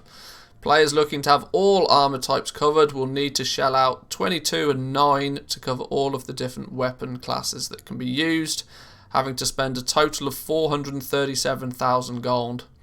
It's important to remember that upgrade items can also be purchased with seasonal currencies like time walking badges, Brewfest, prize tokens and the love tokens during their respective events. Currently not all items are upgradable to 60. What is likely an early PTR bug, I guess this is Mythic Plus items are scaling poorly at level 60. Likely another bug. Why are they getting... Plus items are scaling poorly at level 6. Oh, when you make the... Oh, that one staff. We should try and make that staff because apparently it shows up as myth... Eh? Hell Screams War Staff. Oh, okay. That wasn't one I recognised as one that could actually be made. Where's it gone? Where's it gone? Oh, I probably didn't have that staff in the first place. That's the thing. Let's make one of these. We never actually made them, did we? That one looks normal. Where was the other one that we could make? Where was the staff? Where'd he go?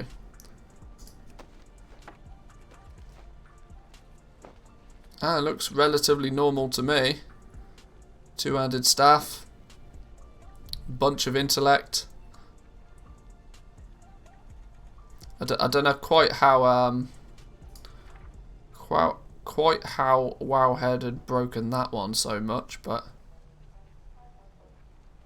I don't even have that as needed to kill Garrosh Heroic for the Hellscream Warstaff.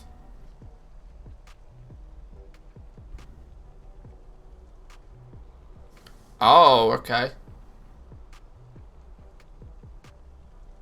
Is that not even obtainable anymore? Is that why it's not even on my list? All classes, all specs, all everything.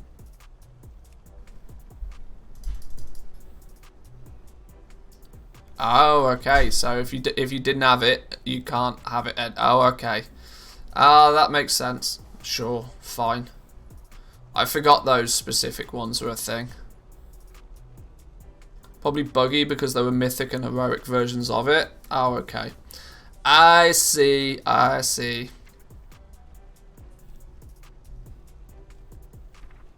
Yeah, I'm still missing a whole bunch of them that I've never actually bothered to get. Like the 2-handed pole arm from archaeology, for example.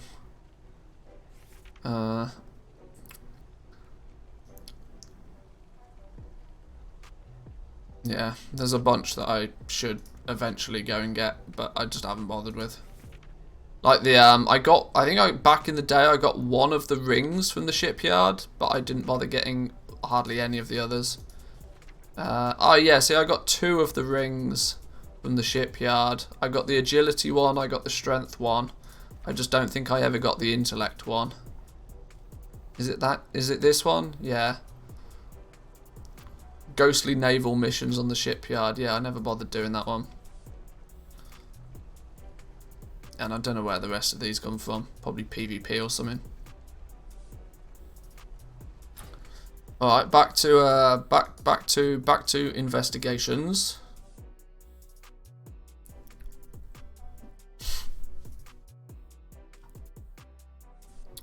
What's next on our list then? Recolor Tier 20 Tomb of Sargeras armor sets Datamined. Datamined new recolors of Mage and Paladin Tier 20 armor sets on the PTR, presumably to go along with Legion Time Walking. Oh, that's quite cool. More appearances for people to collect. People will be all over that like a rash. Sure. New customizations. Legion Transmog items. Datamined several items with Legion themed Transmog appearances. Weapons used by Nightborn NPCs. Cool little shield. Couple of shields. A staff. Saber. That looks cool. Oh, I'm a fan of the bow as well, you know. Argusian Reach longbow. That does look pretty cool. Bit of a sucker for a cool bow, not gonna lie. I suppose I play a hunter, it's not too much of a shock to you all. Where can you buy the upgrades with gold? From the direct vendors themselves. There's one in Orgrimmar, there's one in Ironforge.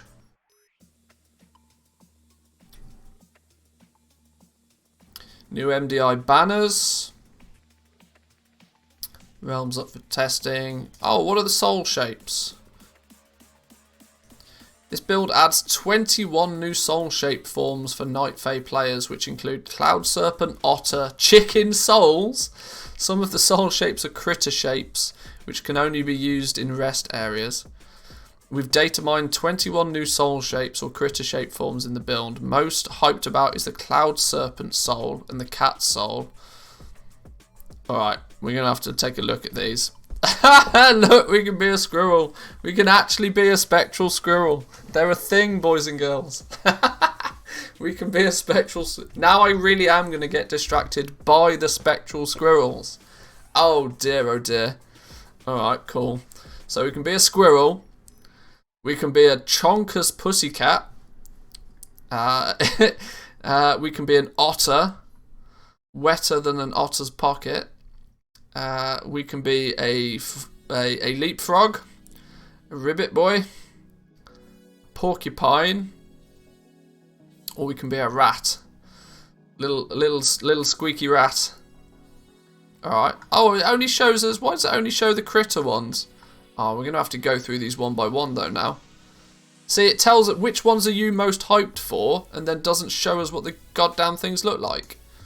How are we gonna find out these then? Oh,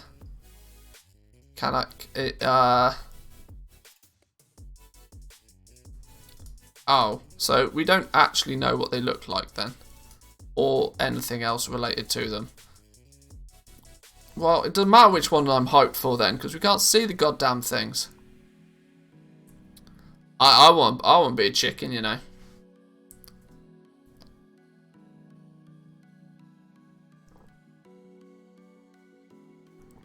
Spectral squirrel is a thing. It is. Shaman started as a Tauren, then a panda, now a Vulpera. Always said I wanted to be a squirrel. Guess I'm going Night Fae. Yep. Yep. Go be a spectral squirrel. See, that's what we should do. Next time Samadan is streaming, we should all log on our Night Fae characters and make a squirrel raid. A raid of spectral squirrels, and just go and distract Samadan doing whatever he's doing. That will have to be a thing. That's the ultimate troll. A raid of spectral squirrels. That's funny. I like that. Although you can only do it in rested areas, but either way, it's kind of quite cool. I get excited about the weirdest things. I want to see the cricket. Yeah, the cricket could be quite good. I wonder how... it said they've been data mined, but we have no idea how you go about getting them, though. So, I want to see the cricket. Just how small is it? Yeah. Dunno. I'll maybe have to copy my druid over, and we can explore. I mean, who knows? They might just slap a new vendor on. That might be the easiest way, or we might have to wait for something to be found. One thing I'm not good at with the PTR is actually, you know, just randomly exploring. Because yeah, I'm just not good at that. Where's this then? The Rock and Roll Racing coming to Warcraft 9.1.5. This could be quite funny. Rock and Roll Racing, for those that don't know, was one of Blizzard's very, very early games. Rock and Roll Racing is coming to Warcraft with what appears to be a new toy found in patch 9.1.5 PTR strings. You don't know much about it other than the Rock and Roller Racer Customizer 19.9.3. Is that maybe the date that Rock and Roll Racing was released? 19th of September. You know, that's probably, or just 1993. We'll change the various racer colours and models, while an achievement indicates that we'll have some tunes to jam out to along the way. So we make a little truck, a couple of different, a truck, a sort of a pointy truck, what looks like a hovercraft, and a dune buggy style beetle. One of the first games made by Blizzard Entertainment, who was then Silicon and Synapse, was called Rock and Roll Racing, a vehicular combat racing game. There we go, released in 1993. So that's the Easter egg in the name. Released in 1993 for the Super Nintendo, which featured up to 2-player and 2 AI players racing against one another through the hills and dips, whilst attacking each other's cars in order to earn cash upgrades to get ahead in the game. The game's soundtrack featured a number of popular rock and heavy metal songs of the time, such as Paranoid by Black Sabbath, Born to be Wild by Steppenwolf, Bad to the Bone by George Thorogood and the Destroyers. The classic Blizzard game was also re-released along with Lost Vikings and Blackthorn as part of the Blizzard Arcade Collection, which was announced at BlizzCon in 2021. Also, it was on the Game Boy Advance.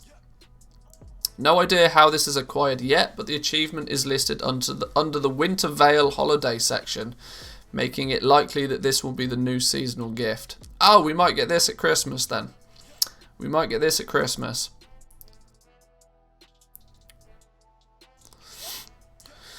So what we've got, use Lightning Nitro whilst listening to rocking tunes in your rocking roller racer. Stop using this.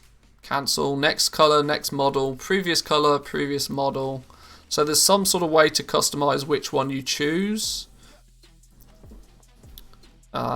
Summon the battle track, summon the Dirt Devil, summon the Havoc, and summon the Marauder. Yeah, not too sure how all of this is going to work so far, but either way, it sounds kind of, you know, another little toy. Winter Veil, we'll get access to this towards Christmas.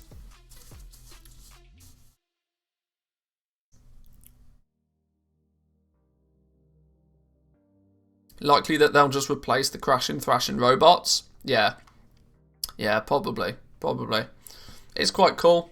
A little bit of a nod to Blizzard from back in the day.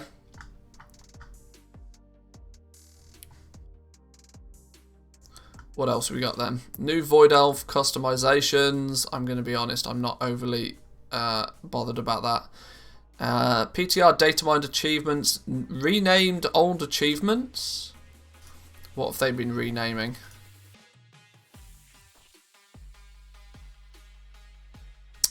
9.1.5 more intro skip. Ooh! Yeah, baby. Oh, thank God.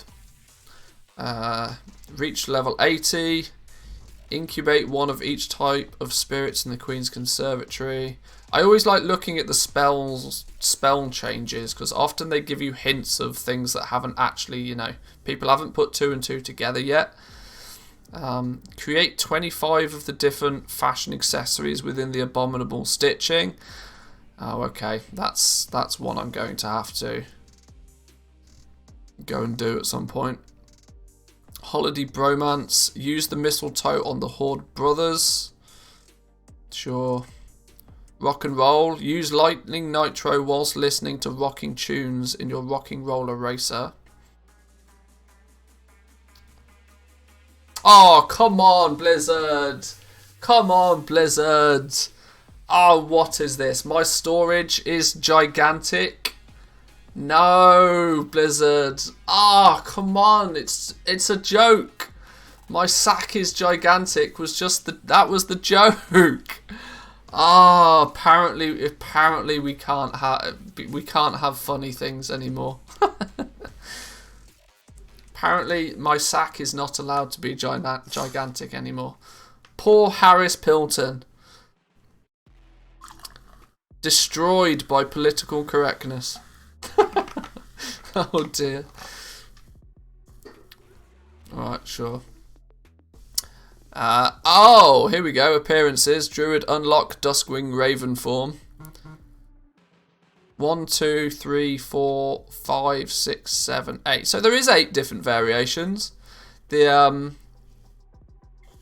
other Wowhead post only listed 7 of them. But there's basically 2 of each. Ravens, bats, rune stags, and moths.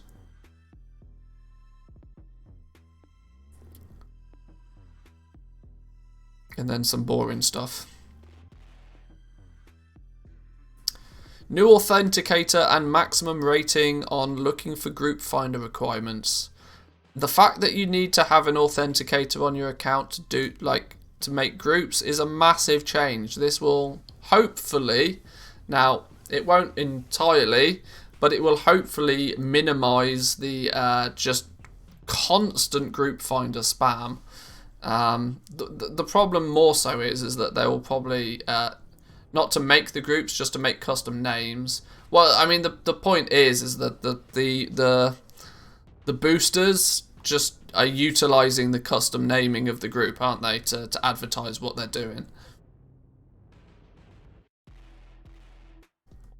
It feels very much a thing to directly limit the boosters from being able to do what they do.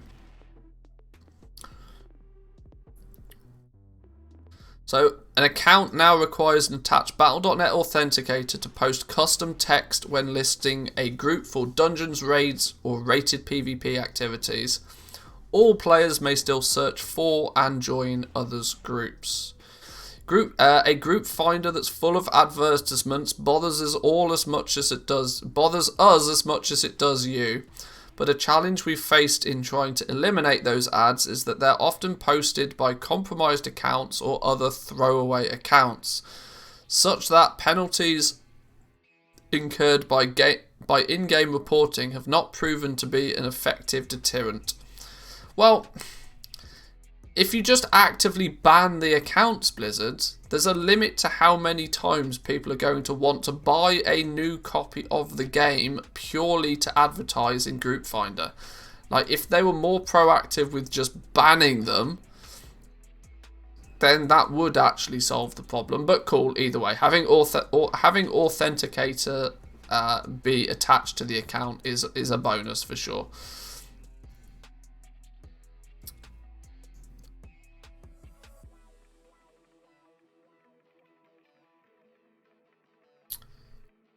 No, there really isn't. They make so much gold. It's like 4 tokens. They make that on 1 Sylvanas heroic carry. No, the revenue generated is a lot of gold, but you also then have to remember just by how many times is that split up. You know? They don't buy Shadowlands only time, I guess. Either way, if they were like making it a financial, the thing is, by having the authenticator, all they will do, this is actually just a cheat, because the way the you need to have a mobile number attached to your account to attach an authenticator. Now, all these people will do is just buy free SIM cards and authenticate the accounts. It won't actually be a problem for those that want to do it. It's just a cheaper way for them to they'll still find the loophole in it. It won't get rid of them. It will just hinder them. Where the real hindrance would be if for Blizzard to actually do their job properly and just ban these accounts when they do it. Just you know, you are not allowed to advertise boosting in the group finder. Just put that rule in place and ban accounts that do it. Heroic Sylvanas is like 200k at the moment, and you split it through like 12 people. Yeah, exactly. You've got every member of the raid that's getting their cut. You're getting the broker, the guy that's advertising it, and there's usually at least one other person in the mix there somewhere. 200k split behind across many people, yeah. Isn't that a rule that's in place already? I don't know, I'm not sure. The easy answer is Blizzard just needs to either enforce the rules that they already have, or ban these people much quicker. Make it an actual financial problem for them, rather than a loophole to jump through, and you might actually fix the problem.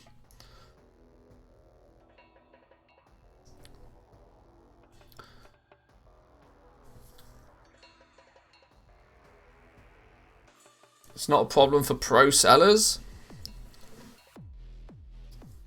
Either way. Either way. Hey, do both.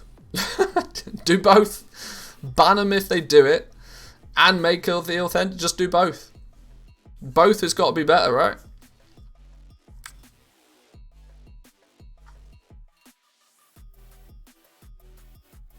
You make more money with Mythic Plus boosts than raids if you have a 4-man group. Either way, this wasn't meant to be a discussion about how boosters make the gold that they do. The point is it's just annoying to have them advertising all over the place. Spamming, like if you are actually trying to use the looking for group feature for its intended purpose of looking for a group, it's not looking for booster, it's looking for group. You're looking for a multitude of other people, real people, to help you play the game properly. Just ban them, in my opinion. Just ban them. You guys know I have a very negative viewpoint on the boosting community generally. I would rather they just didn't exist. Because generally speaking, it's not good for the game in any way, shape or form. But that's another topic for another day. One that I don't want it to devolve into just chaos right now. We can have a chaotic argument about boosters at some other point. Either way, it's a good positive thing that they're at least giving people, if nothing else, it incentivizes more people to actually use the authenticator on their account, which is really good from a security point of view anyway. So, all good, all good. What else we got then? We've looked at the new Druid travel forms. We might have actually worked our way through most of the stuff then. New Datamined shop bundles. Oh, what? Oh, what? Okay. Okay. What's this then? What's this then? I knew it was coming. Datamined images from upcoming shop bundles. These bundles include a new moon-themed transmog set and a new spirit data pet. Edit, we initially datamined the wrong picture. How can you datamine the wrong picture? Either it's a picture that exists or it doesn't. Which showed a bunch of recolors of the store mounts. Those aren't being added to the game. It was a mistake on our end. Apologies for that.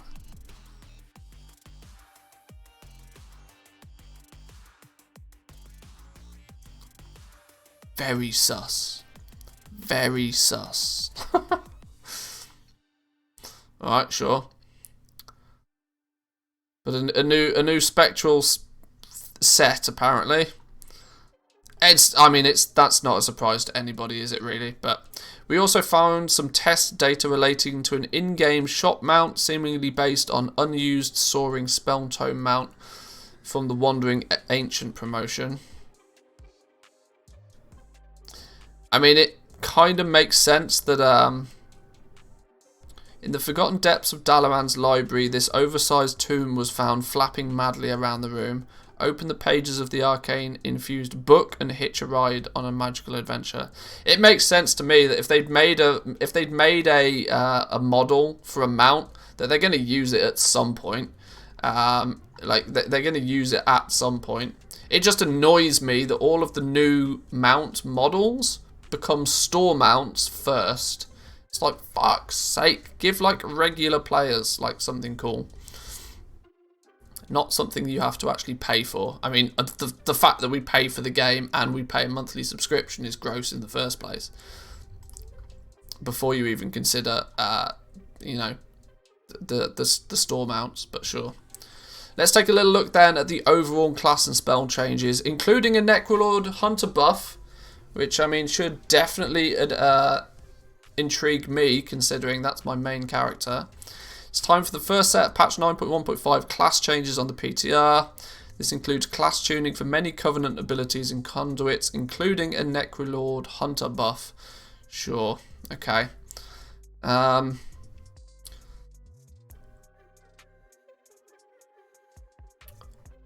Where's my buff then? Death Chakram Tooltip says 3%, but the spell data indicates that the buff is actually 10%. Death Chakram now, throw a deadly Chakram at your target, dealing a bunch of damage 7 times, bouncing to other targets, blah blah blah. Enemies struck take 3% more physical damage from you and your pet for 10 seconds. But the spell data indicates it's actually a 10% damage buff. Cool, I'll take a 10% damage buff for 10 seconds. Death Chakram's a 45-second cooldown though, I think, if I remember right. 45-second cooldown.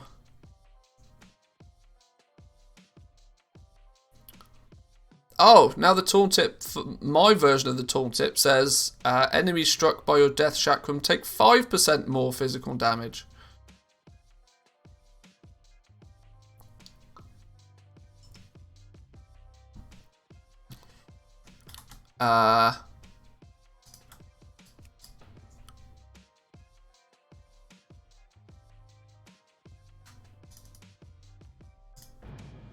Let's do a comparison. Let's do a little bit of a comparison.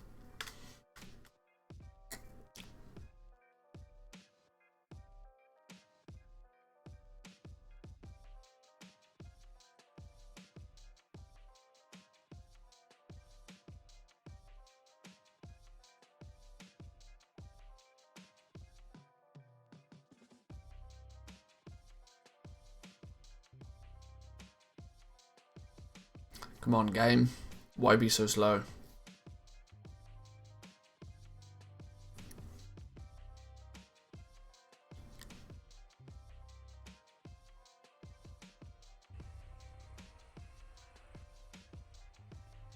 Too many add-ons, that's the problem.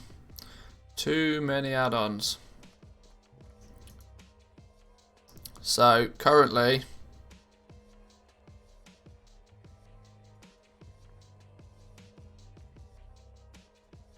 $650 shadow damage, 7 times bouncing to other things. Damages increases by 15% and you generate 5 focus.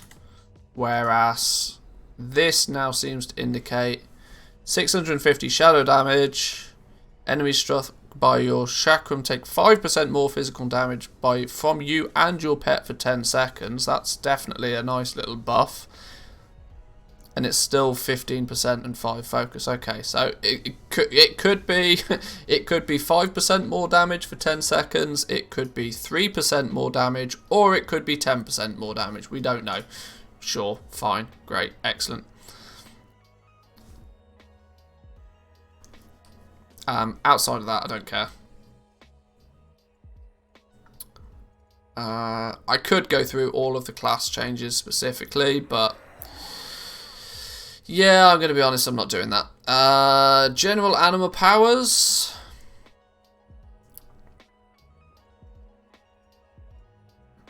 Anything interesting here?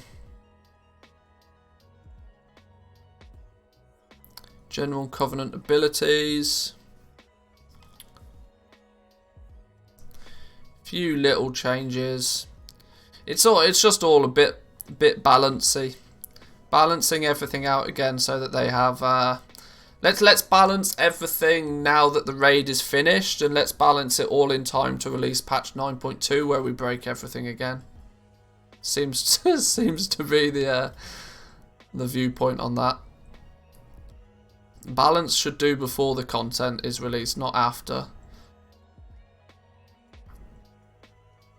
Balancing everything after it's already out seems pointless, but sure. Legion Time Walking Mount. Val'sharah Hippogriff. Legion Time Walking is coming in patch 9.1.5, introducing one of the new mounts as a reward for 5,000 Time Walking badges. Another Hippogriff mount. This one it's just purple. It's hard to get excited about another reskin. Really, really difficult to get excited about another reskin. Like, I know it's meant to be Legion-esque, but it's just a reskin. It's just a reskin. Should have gone with a Fel-infused Stormdrake. Either way, it's just a reskin. I know the character models and the mount models probably take a lot of time to, you know, create. Sure, I get it. But it's just another reskin mount. I can't get excited about another reskin mount. The only time you'll ever get excited about a reskin mount is if it's something outrageously different. But if it's just a... If you have a green one and you make a purple one, I don't care. If you make it spectrally, or you set it on fire, or you give it like a green glow or something, that might help. But when you just, you know, just take the... when you literally take the old model and you just drag the hue scale to the left or to the right, it doesn't intrigue me. Much time? They don't make new animations, only the skins? Oh, I'm referring to like an actual new model, you know, like a proper new skeleton with new animations and stuff. They only put that much effort in if they can sell it in the store mount. Anything in game, it's just a reskin. They just put they just put it in Photoshop, drag over an adjustment layer, and press done. Yeah, can't get excited about that, unfortunately. Preamble, spit emote removed.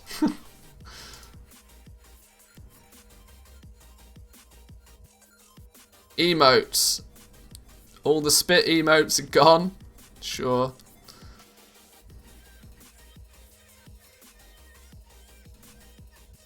Oh, solo island expeditions.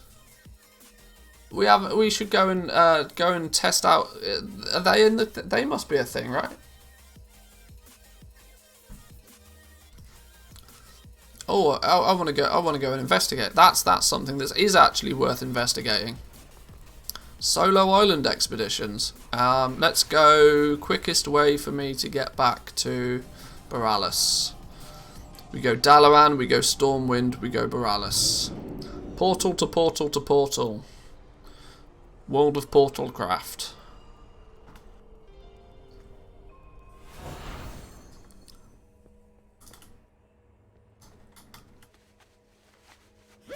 You watch, this is going to be another one of the features that's not on the PTR yet.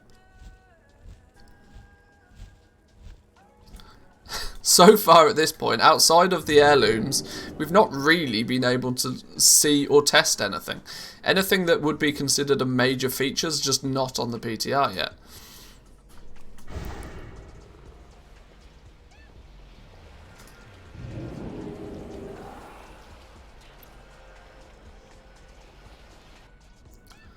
I mean, it's difficult to call it a major feature though, considering it's a major feature in a patch where there's actually no new content. So these are all things that would just get completely... If they put a new dungeon in, nobody would even care one hoot about any of this. So we apparently should be able... No, it still requires a party of 3. And we still have to find crew. Okay, so... Oh god. Why is the PTR even up? Nothing is implemented. Fake PTR release. Is it like a... Can we...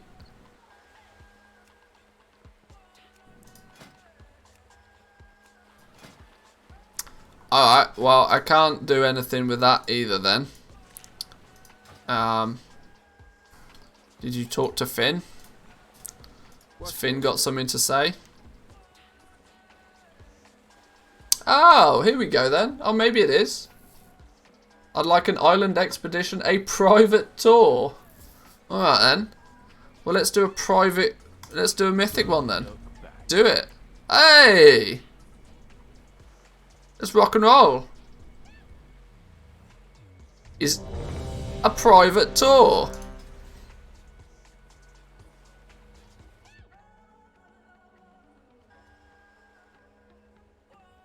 Legion Mythic Plus stuff's not a thing yet.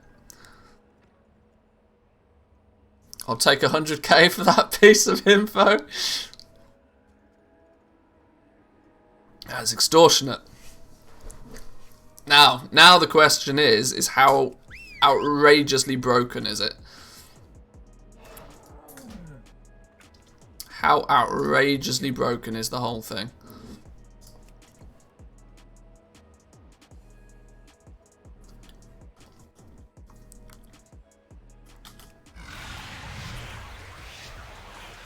Let's find out. So these dudes have 60,000 health apiece. They're level 51. In theory, it should just be absolutely mental Zerg mode, right?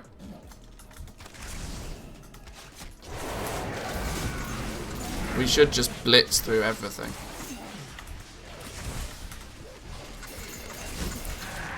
Azerite collected, everything's dying, nice and quick. The big question actually will be as and when the other 3 dudes turn up. Am I going to have to be able to do a 1v3 on Mythic mode? Yeah, this is it. Are there 1 or are there 3 dudes to pew pew? Well, here's the Horde ship. Where are the Horde then? Are they even here at all? Are there any baddies to pew pew?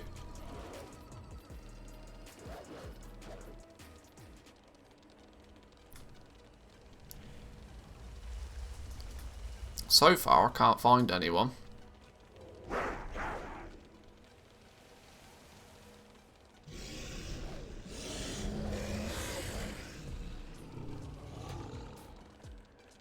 I might have a problem on my hands when everybody comes to find me, but where are the baddie dudes?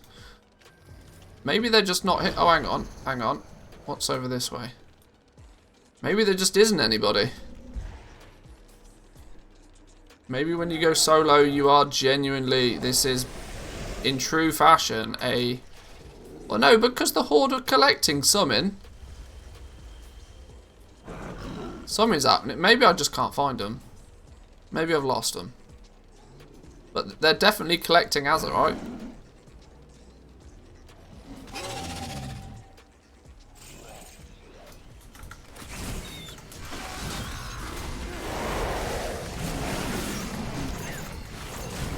Oh, this will be so much better when the AoE cap's removed as well. When Beast Cleave actually cleaves, it'll be good news for everybody.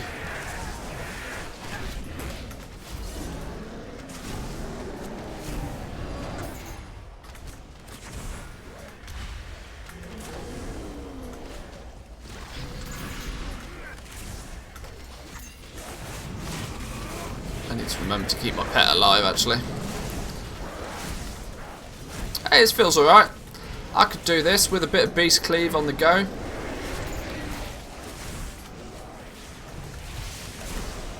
Grab up those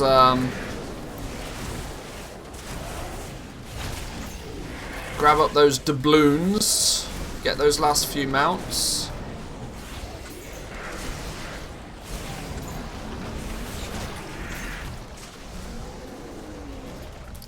Probably wouldn't do it on my fire mage.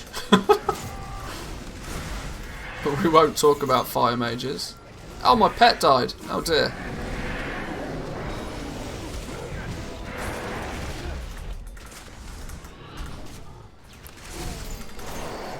Big question is how much XP does it give at lower levels? Or that's the thing. Not that I particularly want to start leveling characters on the PTR, but that it could be a very... Oh my god, I'm dead. I'm dead.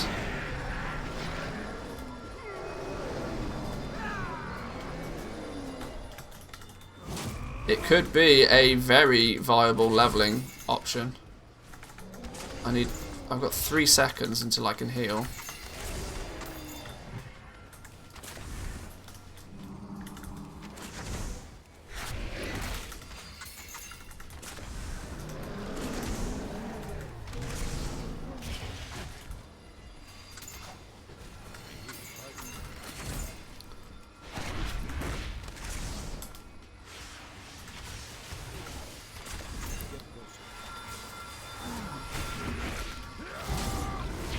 I kind of forgot that you just pick up the orbs and you gain all your health back. That shows how long it's been since I've done one of these. I think this is probably the first island expedition I've done in Shadowlands, because I don't really think I had any need to do these up until this point. I used to quite enjoy multi-boxing the island expeditions, actually. That is a storm of shadowy darkness.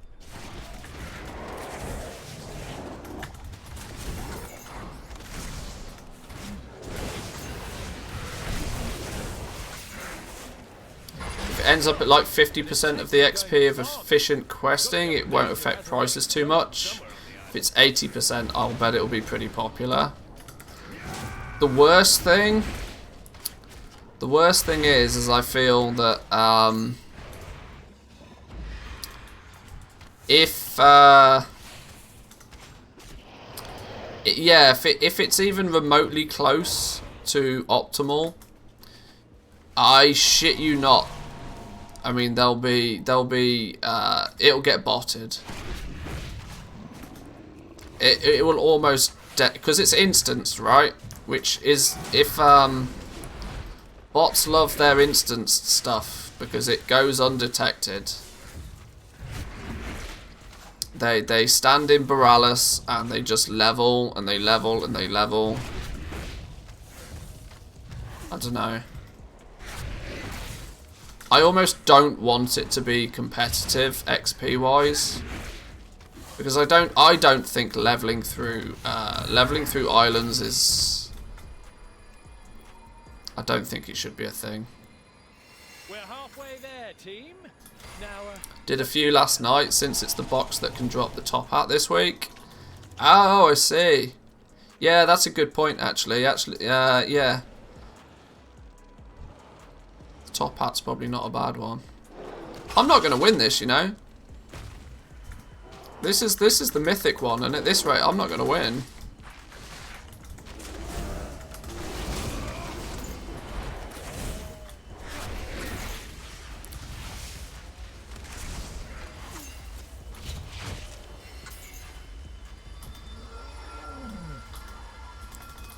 And apparently I'm still in combat somehow.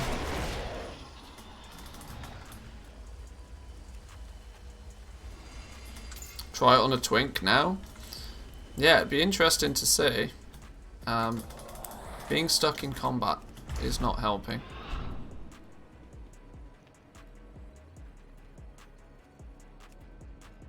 Or not yet. Need to update the PTR first. Yeah, that won't take too long.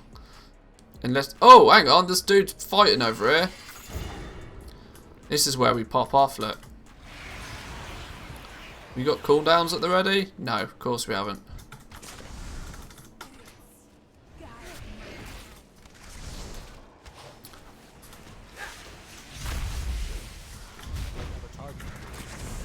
Okay, they the other faction just still fall over. That's fine. They fall over, it's fine.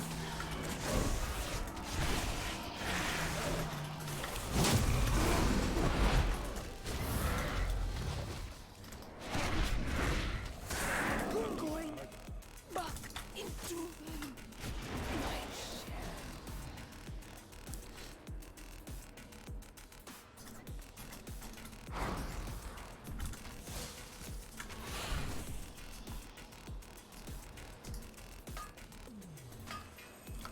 This in a weird way, actually, this still probably means that running mythic ones is running mythic ones solo is probably not going to be that much of an advantage anyway. Unless you happen to be like a Guardian Druid or a level 10 Twink Monk or something like that, then running the normal ones and just doing it fast is still probably a better way of doing your doubloons. But I guess not having to find a group that can arguably always slow you down. I like this. I'll probably do some island expeditions, you know. At least until I've collected everything I want to collect.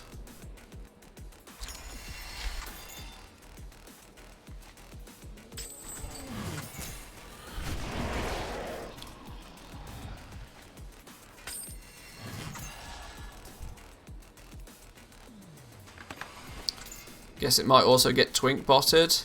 Yeah. Yeah, there's lots of anything that you create instance that is accessible solo always worries me from the bot perspective of that. Well, just how easy to abuse is it? Just a bit more and we'll ship out.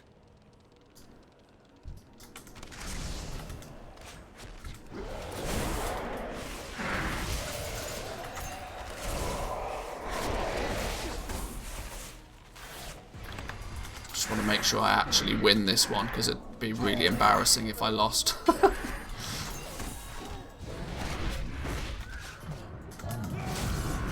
It's getting close. Even after killing the horde, this is getting closer than I want it to be. They get one big payday and I lose. How embarrassing is that going to be? Press the button.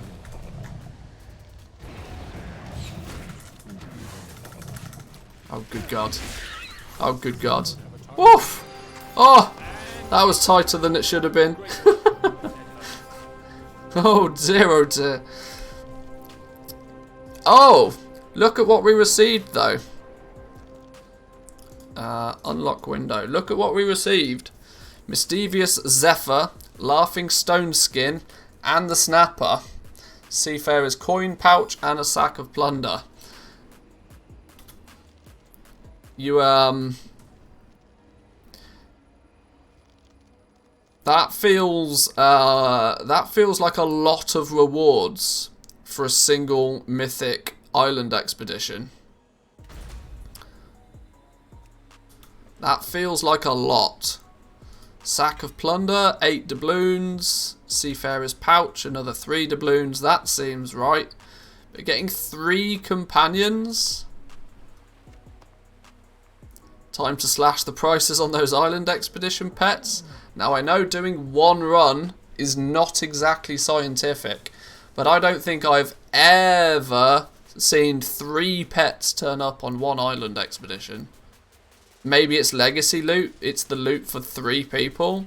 Maybe, that could be it, you know.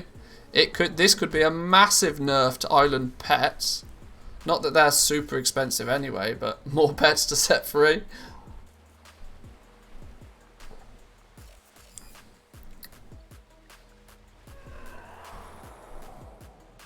If you can solo them and like just, I mean, you'll end up with 3 of each of these within minutes at that point. Especially if the reason you're doing it is to get the is to you know, get these boxes. Where have they gone? I got my saltwater seahorse back in the day. I think I got most. I thought I had most of the pets. I obviously don't. I got my albatross as well. I got my student mount. Appreciate your patronage. Is it this dude's that sells the boxes? Yeah, if you're hunting down the boxes, because obviously your primary goal is going to be doubloons, then you're if you're going to get 3 pets every run, you're going to be swimming in these things. Out of curiosity then, I guess let's do one more.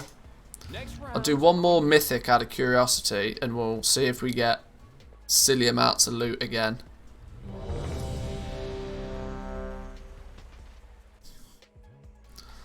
I'm not going to run a million of them because, I mean, if I'm going to be running island expeditions, I'd rather be doing it on, you know, on a server where it matters. But for the purpose of testing, it does feel a little bit like it could be legacy loot. The fact that we got 3 pets off our first run. I know RNG is RNG and all, but that felt... we were either super lucky or there's a big buff there. And I'm not usually that super lucky.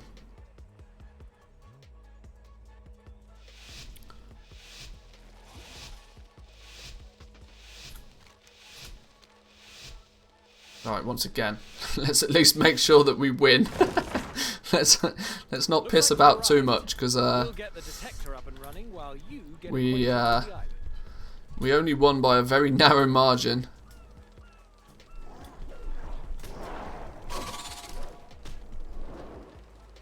Now you don't have to share the loot with the other 2.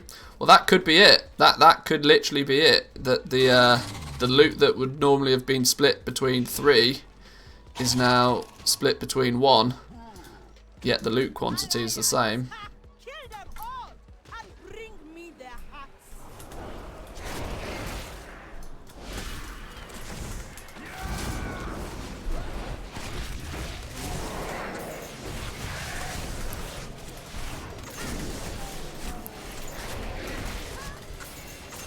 Vial of the Sands. Okay, maybe I'm lucky sometimes. Sometimes. I'll take sometimes.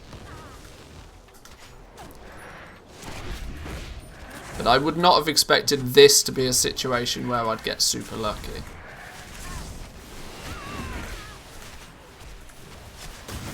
Oops, that was not sensible, was it? I forgot mechanics can be a thing.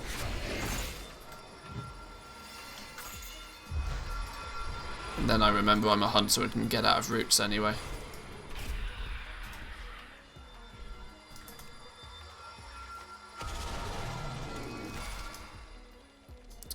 Let's loot up.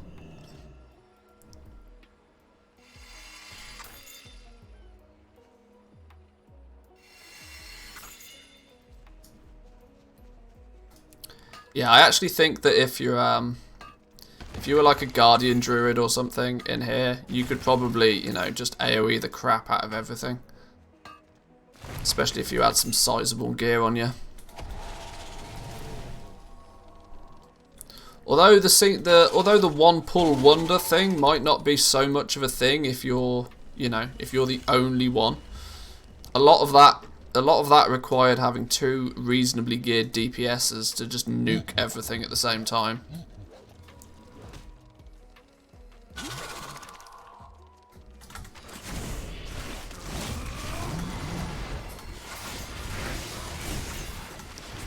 I probably should have also taken Barrage, but...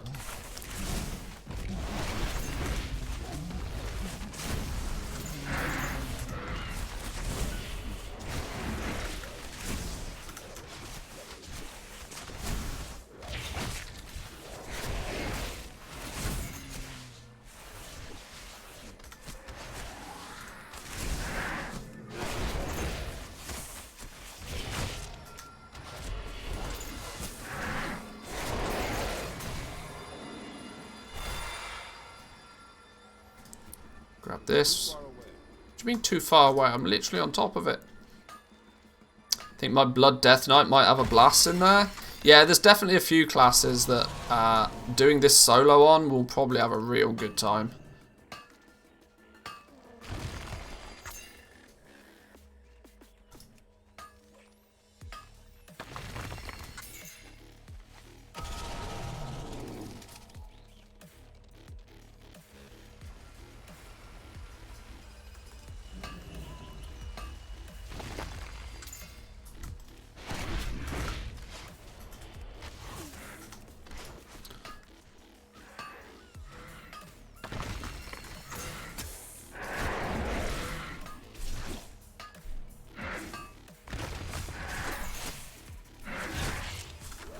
Never started attacking that thing. There we go, we're good.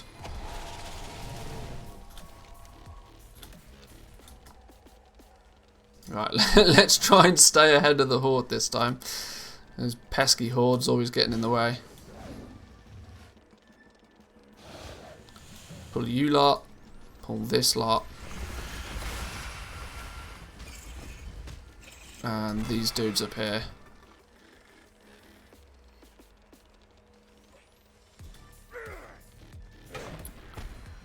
Stunned? No, thank you.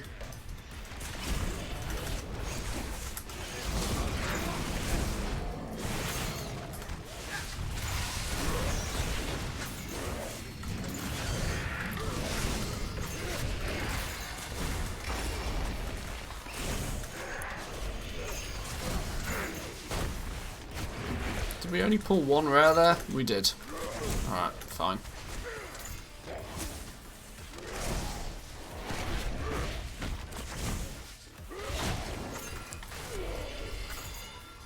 It should also be noted that I'm not exactly geared, so... So, a large dragon just landed on the ice. You know my boat is flammable, right?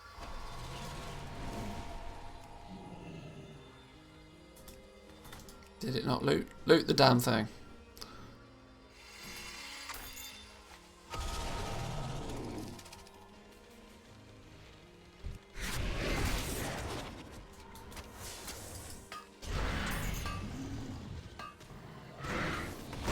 What item level am I at? Of curiosity? Like 220 or something on this? Haha, that was a good guess, wasn't it? Exactly 220.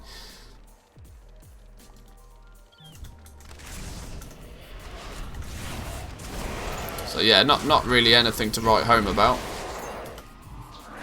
Enough to get the job done though, mind. Hopefully. Better be.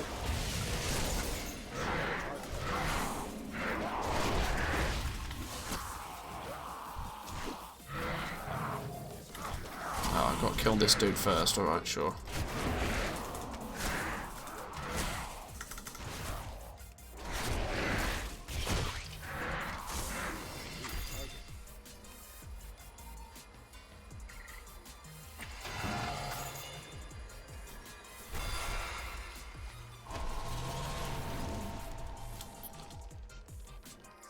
Right, we're keeping our nose above the horde just. Let's round up this lot, because this could be a nice juicy pull. I need to go find the horde at some point and kill them and claim their easy 750 anima. 750 anima. Jesus. Goddamn expansion. You know what I mean.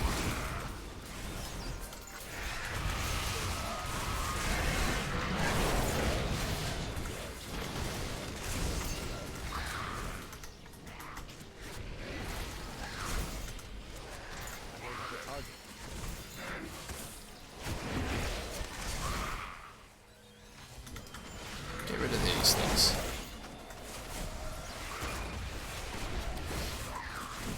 Now, if we get a whole fistful of rewards again, I'm going to go as far as to say that the it considers it legacy loot. Which is good for collectors, but not so good from a goblin perspective, because it means everybody is going to probably farm up doubloons so that they can... if people are farming the doubloons to get the boxes, to try and get the mounts, then the transmog side of stuff is just going to be flooded, at least short term.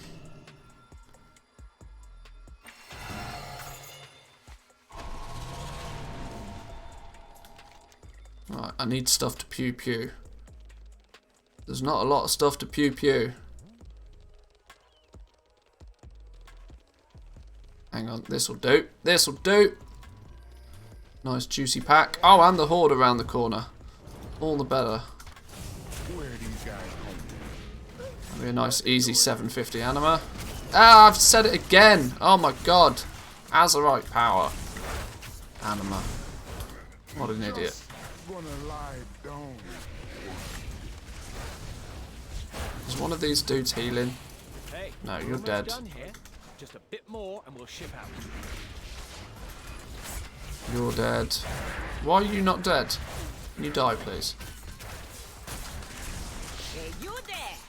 Let me shrink ya. I don't have a target. And win. Boom! Great work. Head home. Huh, okay. Okay. We might have just been really lucky the first time. Pouch, satchel, sack of plunder. No pets at all this time. Oh god, I was hoping to get the same results because then I could, you know, say that it's conclusive. That time we just got our Seafarer's Pouch, which was 4 doubloons, our Wayfinder's Satchel, which was another 7 doubloons, and a Sack of Plunder, which will be another 8 doubloons. But no pets that time. Okay. Okay, best of 5. I don't want to do 5 mythic island expeditions on the PTR. What's Flynn saying? Azerite for the Alliance? Did I complete a thing? Oh, I did complete a thing. Give me 3,500 Azerite power and a mysterious treasure map. Sure. Ah, broke everything.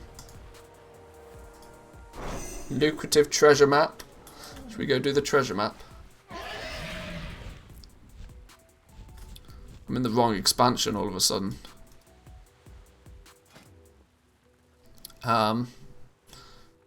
Did I ever... Oh, I only ever got one dude up to legendary.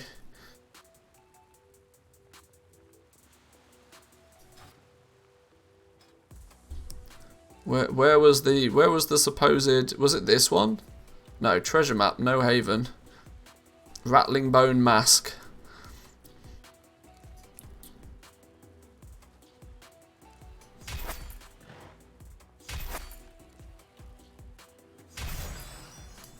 Sure, there we go. won't be legacy until we hit 61. Legacy is always 10 levels plus what current content is. Okay then. I may then.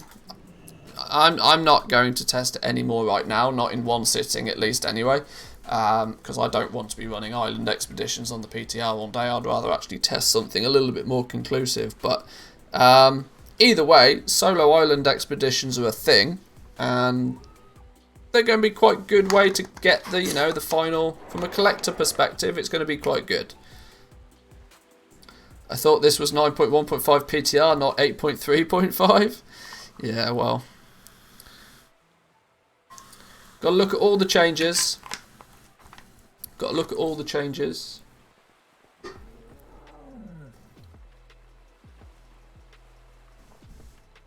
But it's nice that we can queue for them solo. I like that. I think we'll dedicate an hour or two to test out the leveling side of it. I think I need to work out exactly how I want to do that though. Whether we just roll a brand new character, if we can roll a brand new level 10 character. Flynn is available only on level 60. So Flynn's not there on low level characters. Is that what we're saying? So there's no option to do solos. How do we think that Flynn's only available on level 60? Even on 50? Even on 50, he's not there.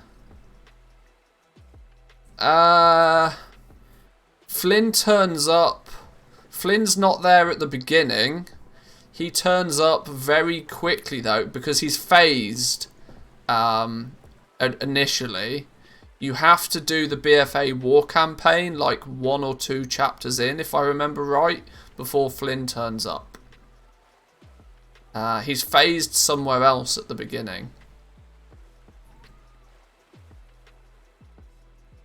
Checked it now, it's all done on my 50. So solos will be... Are we thinking that solos might be restricted to level 60s only?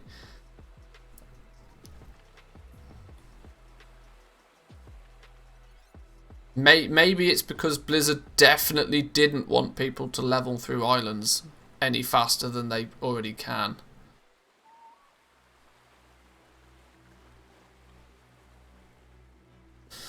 Alright, that's an interesting one. Out of curiosity though, curiosity kills the cat. What if 20-second reload time? Jesus.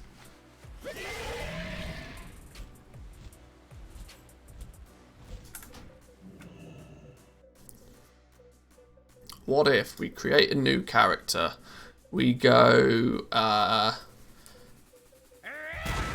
Let's go with a. I don't know. A Mechanome Hunter. Customize. Oh,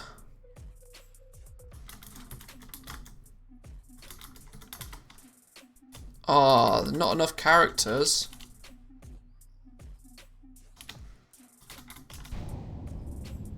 And we go enter world.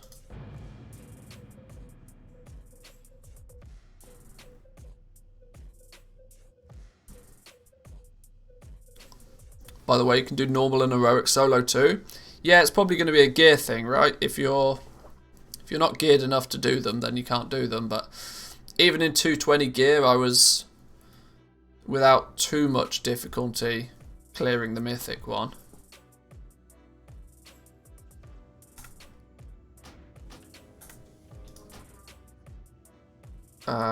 Oh god.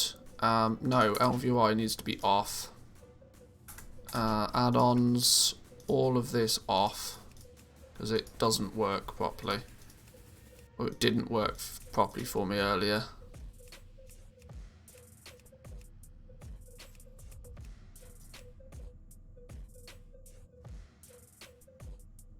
It's not about gear, it's about Azerite. Mobs are the same.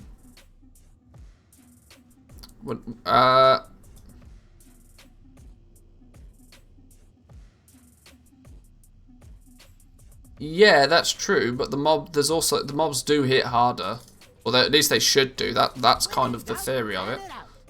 Perseverance is a true blueprint to success. I'm aware that you need less Azerite on the lower difficulties, but the mobs do also, or at least should also, hit more or less. So, King's honor, friend. heroes board. Oh god, look at all my bars and stuff. That's gross. System, interface, auto loot, combat, blah blah blah, display, action bars, bottom left, bottom right. Names, camera mode, that's probably it.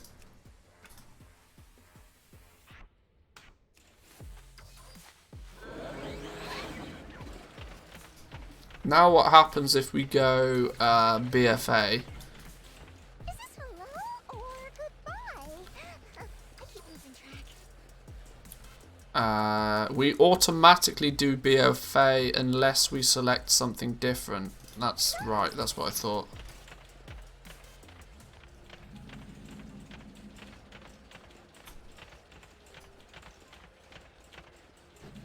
Let me get this.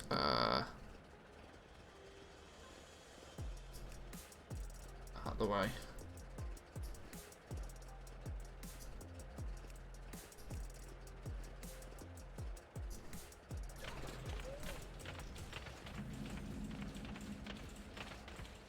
Doubt they changed something. I mean, I'm sure they probably might do.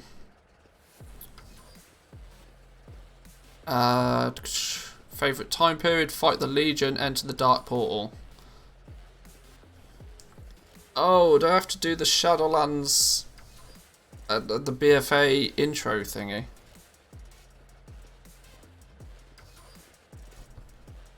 No, hang on. None of these make sense. Why would I be doing? Why would I be going Legion or Tanan Jungle? Ah. Create a Contiran dude.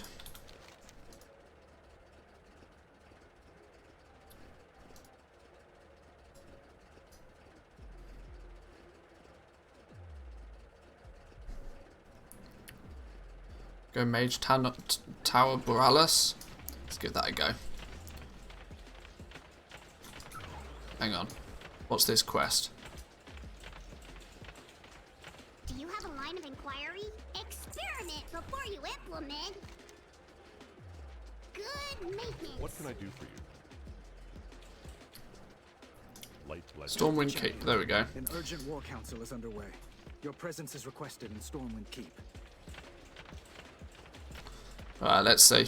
Let's see if we can get a character into, a brand new character properly into, and see if we can do solo islands on this fella. You've not chosen a class specialization? Haha, okay, sure. We'll go BM.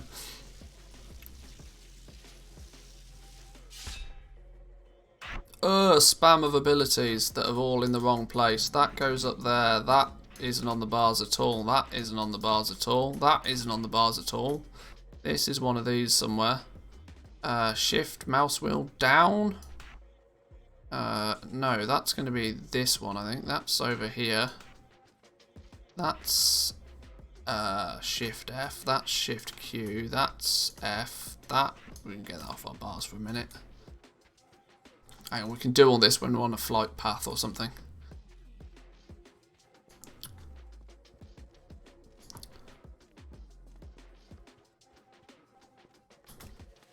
Why am I running?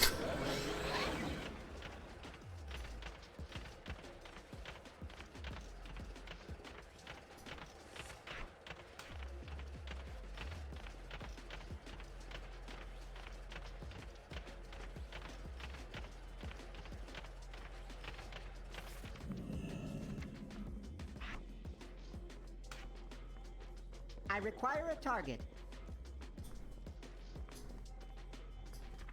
I was like, where are all of my abilities? And then I realised I'm level 10. That's why I have like literally no abilities, meaning I do actually need these things on my bars. Hang on, where are we going? Where are we going? See, my brain's on autopilot again. I'm going the wrong direction. We have to talk to it's in the portal room down here. You know when you've done something so many times you forget about doing it and then they go and change it? This is how it feels. What news do you bring, Spymaster? Recently, Horde agents broke into the stockades and freed 2 Zandalari prisoners. Stormwind honors your service. Yeah, come on. Chat it up. Let's go. What of the 8 warships we Where's my summon pet thingy? Only one returned. Survivors say they encountered strange and terrifying magics. And a massive Zandalari fleet. Impossible!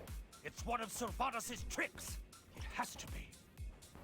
Jaina, perhaps you could help us see what this survivor... Yeah. I never expected today I would be, provided the subject that I'd be doing the Bfa Intro Questline. Show us what happened.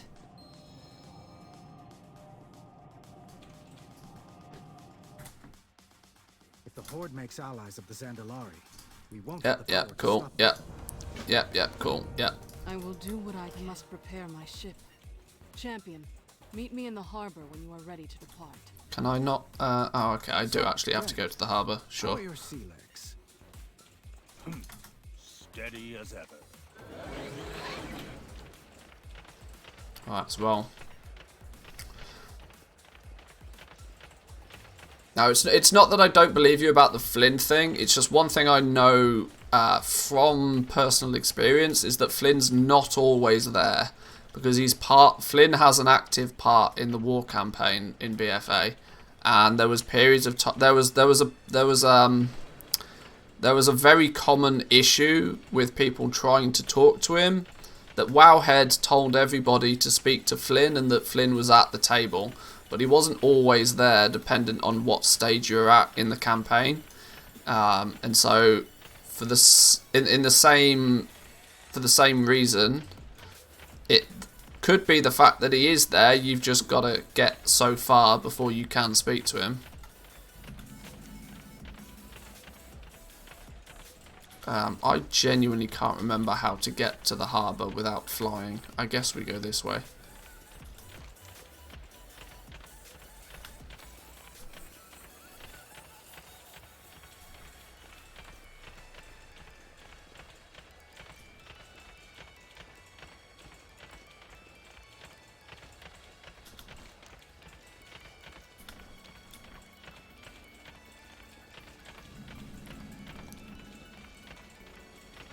Because if we can level through solo islands, I want to know just how effective it's going to be. Okay, is shift mouse wheel down. I was testing my muscle memory then to see what I did when I fell.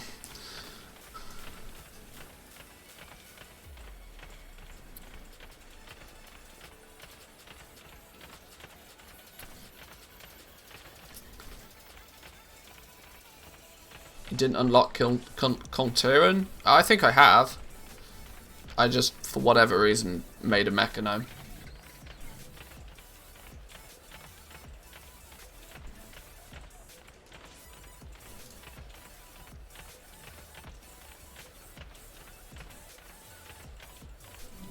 The time for dreaming is over. Skip the Contiran intro quest and begin your journey in Borealis. Yes. I will never forget.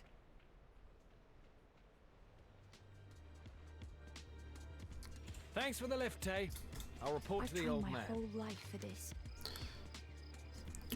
But you see he's here right now, which means he's not by the table. That's kind of my point. Like he darts about. You've got to do a few things before he goes back to his table. I just can't remember what those few things are. All along the Sound's interior coast. Fancy a cuppa? You'll need a ferry pass from the harbour master. That won't be a problem.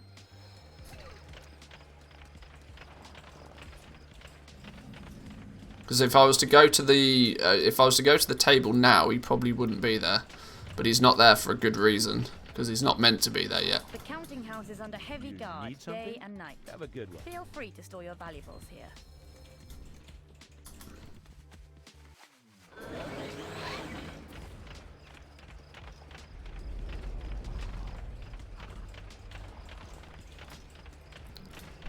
The market hosts travellers from all over Azeroth. There are many taverns, but this one's my favourite. I spend a lot of time in here, pestering travellers to tell me their stories. Let's blast through this real quick though. It doesn't take very long.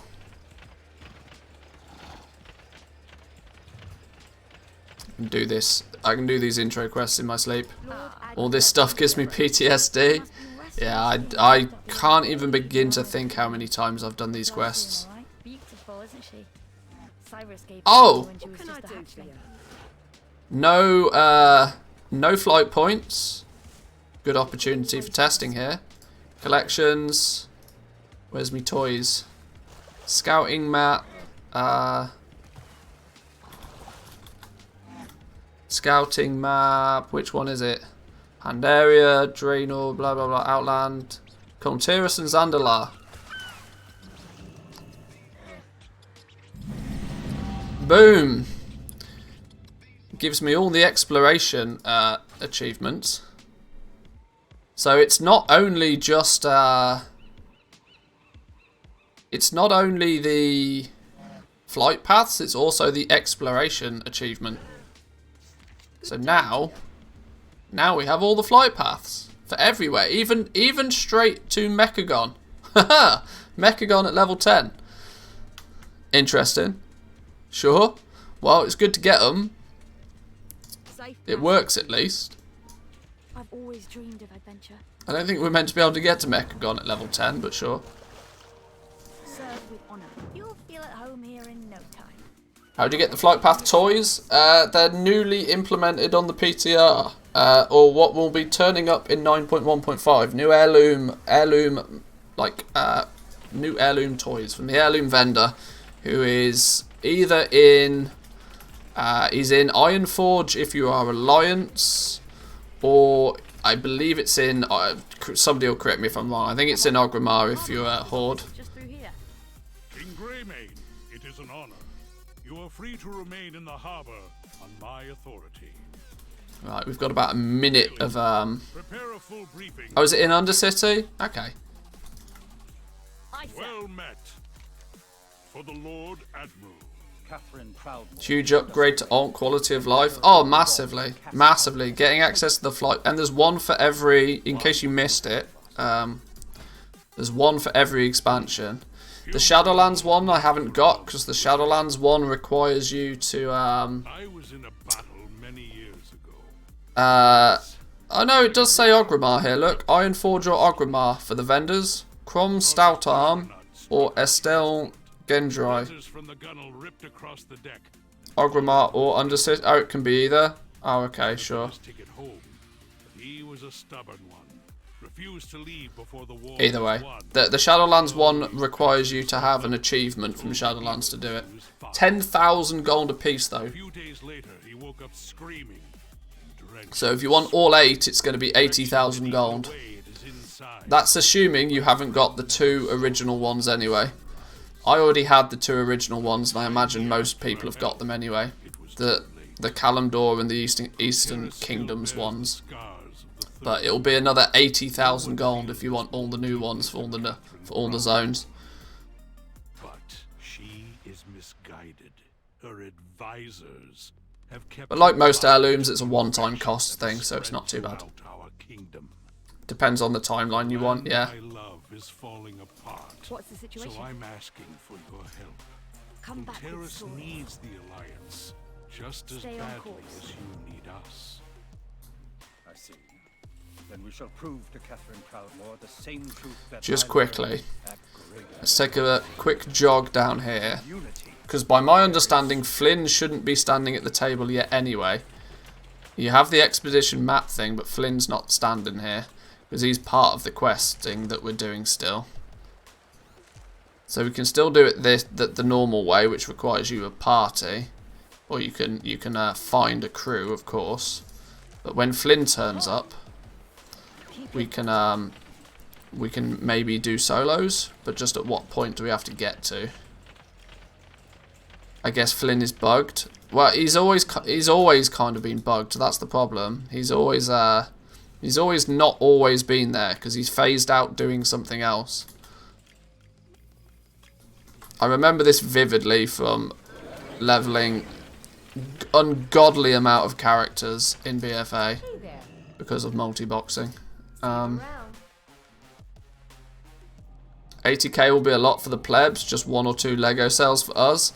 Yeah, I was going to say, there's a slight problem with the fact that it is quite expensive to most people who don't even have a single, a token's worth of gold. 80k is a fair whack if you want all of the maps. But it's a quality of life thing, you either buy it or you don't. Like, if you've got the gold, cool, great. If not, go get the gold. The situation report is ready. Excellent. Hero. Phasing was so annoying when somebody out your multi-box team was out of the sync. Yeah, I know. I ended up making like some really complicated macros to invite everybody and drop everybody from the group to rephase everybody. We can do this. And I don't even think my macros were very good. What do you need? Here's the ferry pass. Never let him see you sweat. Because Flynn's still knocking about here, look. He's just chilling over here, and this is half the problem. You need to do something to get him to piss off, and I can't remember what that thing is. You need to get him to go back to his, There comes a point where it's a thing. So, oh, interesting. It doesn't give us the choice to go anywhere but Tirasgard Sound. Alright. Well met. All right, Flynn, what's this big lead of yours? Something about Ashvane having a new gunpowder? See, here we go. We've got a quest for Flynn now. making new weapons all the time. Fire Flint's pistol on the water barrel in the Hardmaster's office. Okay. Emissary, mind giving our skeptical colleagues here a demonstration? Boom. Hard into Terror's south. Make them regret every foot they set upon our soil. And that was just a pinch. Imagine how much damage they could do with more of this stuff. Something to report? Flynn, I have another job for you. See, here we go. Our new ally tracked down the source of this powder. You got it. See, now he's gone away. Rounds again. Tell the city guard to be on the lookout for unusual weapons being smuggled into Borealis. Aye, sir. Now the question becomes: is now that he's gone away, is he by his table? Here he is. Here he is, Flinny boy, by his table again. Blood or gold? Boom! Private tours, level 10. Eyes on the horizon. Let's heirloom gear up and see how this works. Collections, heirlooms, BM Hunter. I want one of those.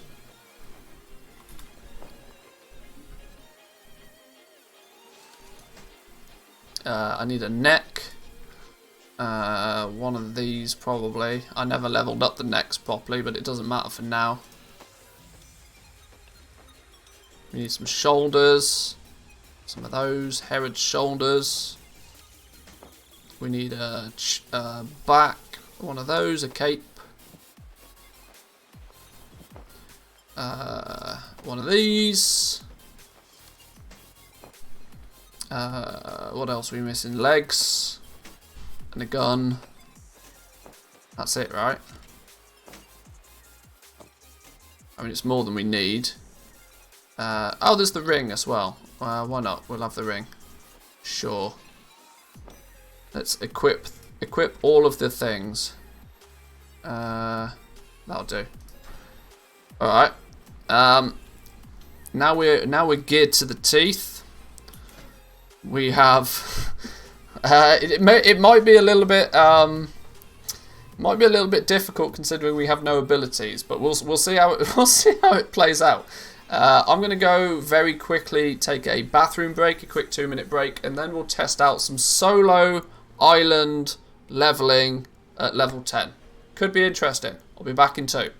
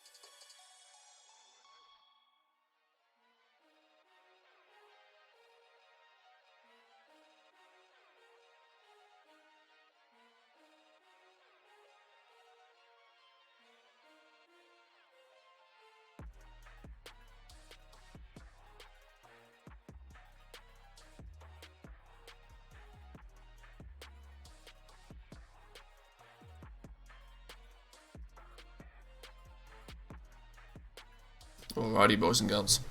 Sorry, I left you all on like 8 FPS mode. I didn't mean to. But right, let's test. Let's we have 49. Right, let's just type this out in chat. 49.25 out of 82.05. That's our experience.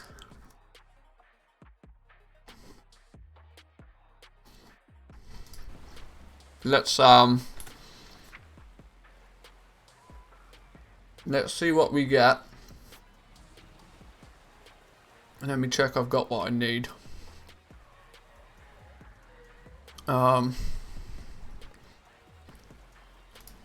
It's weird because I've got no abilities. So this could be all completely wackadoodle. I don't even have barbed shot yet. Alright. Well, let's try. Speak to Flint. Let me do a solo. We'll start easy. We'll start basic. We'll start with, you know, just a simple normal one because we're only level 10. We might get slapped.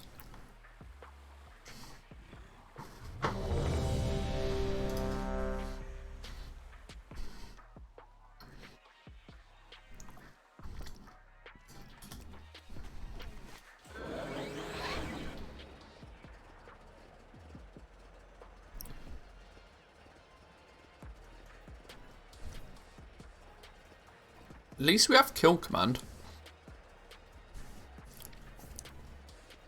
Right. We don't have multi-shot though, so it's gonna. This could end up being very iffy, especially considering there's like elites and stuff. I don't know. Let's just find out. Let's find out.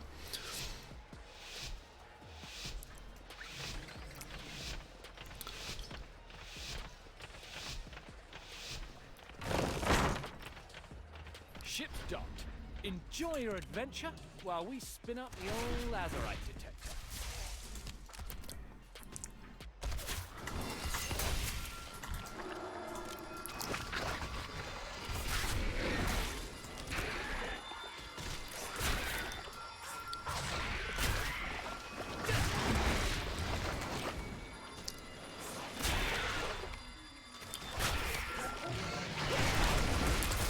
328 experience every time. This feels pretty good.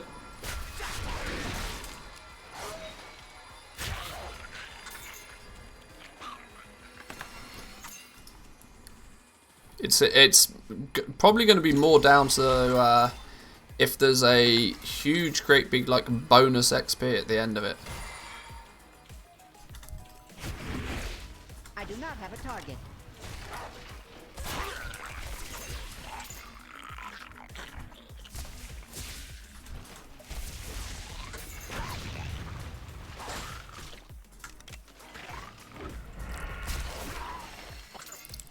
Now, if I think, have I got looms on? Yes, I'm fully loomed.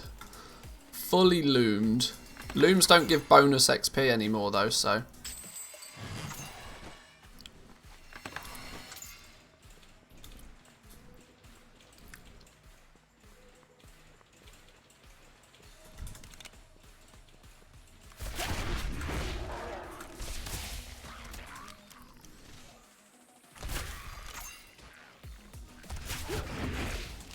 Been a long time since I've heard a character's voice error line. Yeah, I suppose you should probably turn that off. That spell is not ready yet.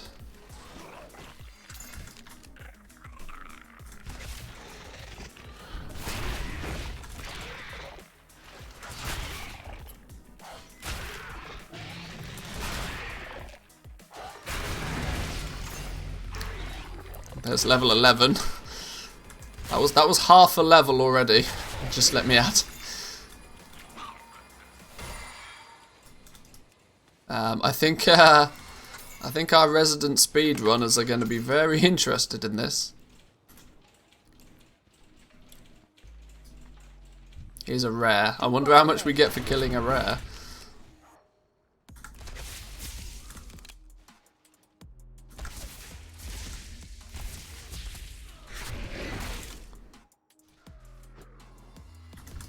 Not much difference for killing the rare than a regular one.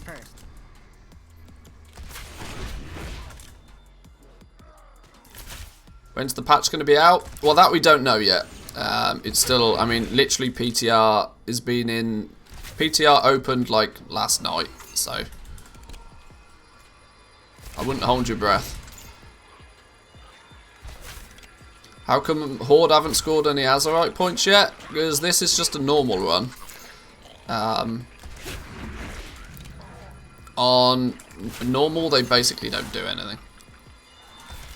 This is already looking like not just good experience, but borderline broken experience. Because don't forget, I've got the burst of knowledge.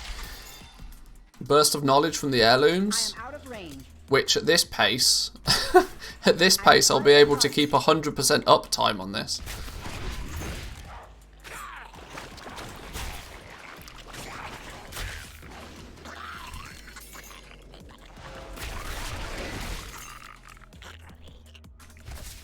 And let's not forget that at this exact moment in time, I'm not really the best class for this. You imagine like a monk or something running through this. They would just be broken. I must get closer. Now, I've not put a timer on this, but it's safe to say if we go by the VOD at the very least, this is crazy broken.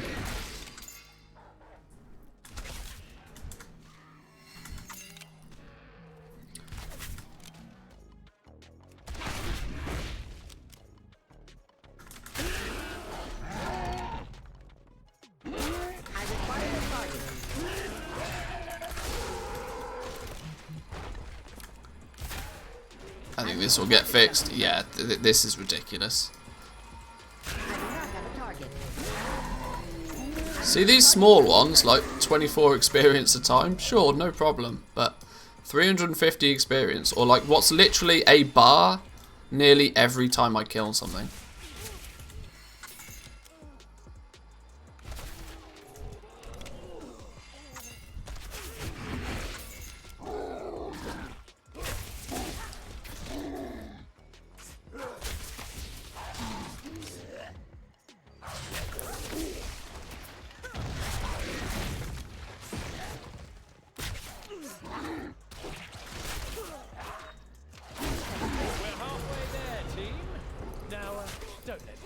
I require a target.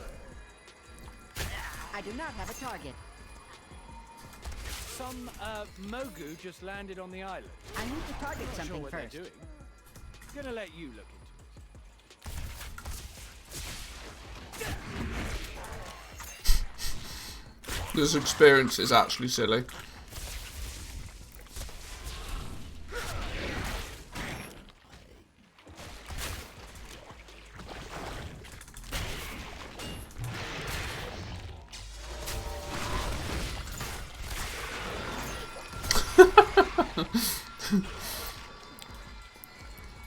It's almost as if I don't want to pick up the Azerite because the killing the mobs in here is just broken level experience, it feels.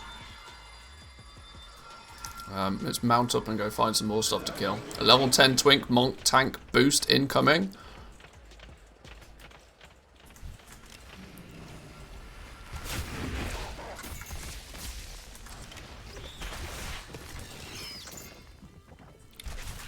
Horde players are offline, and Horde players are getting DDoS, that's why.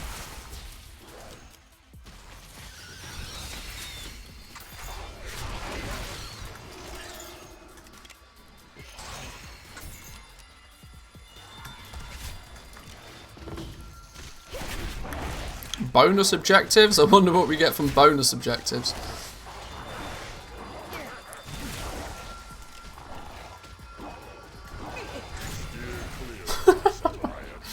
Alright. Forced to crush you.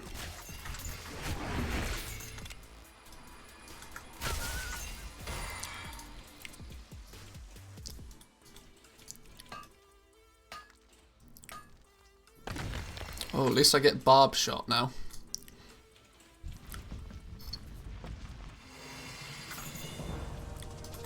Okay, we didn't get experience for the bonus objective. When you win, you'll see your level 30. Yeah, can you imagine? Yeah, if the bonus XP hasn't been scaled down from what you get at 60 for winning, that would be funny.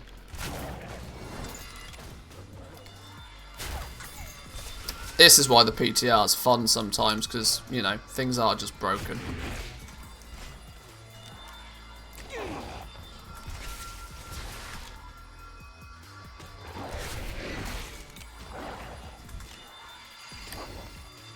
I require a target.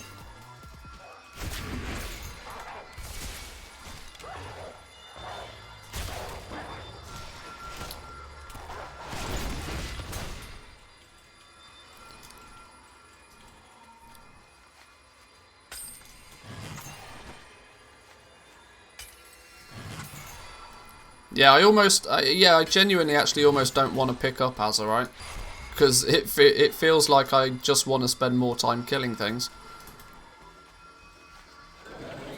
Oh, the Horde are awake, look. The Horde are awake, they're doing something. I need to target something first.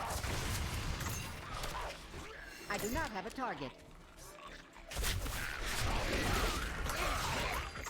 I require a target. I need to target something first.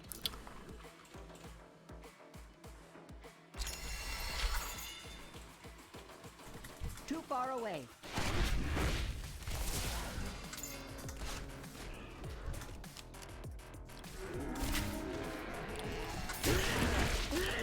We have gained now nearly 2 levels this run so far.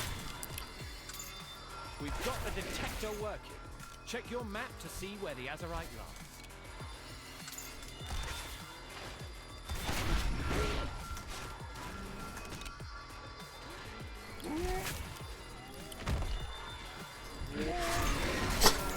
This is silly. It's actually silly. Fun, but silly. Our hole's glittering and shining. Just a few more of these rocks, and we're off. Weirdly, I'm running out of things to kill, though.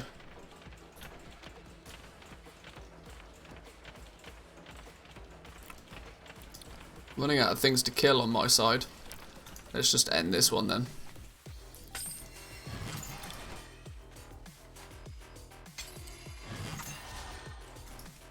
Oh, we've not got enough to end it here. Derp.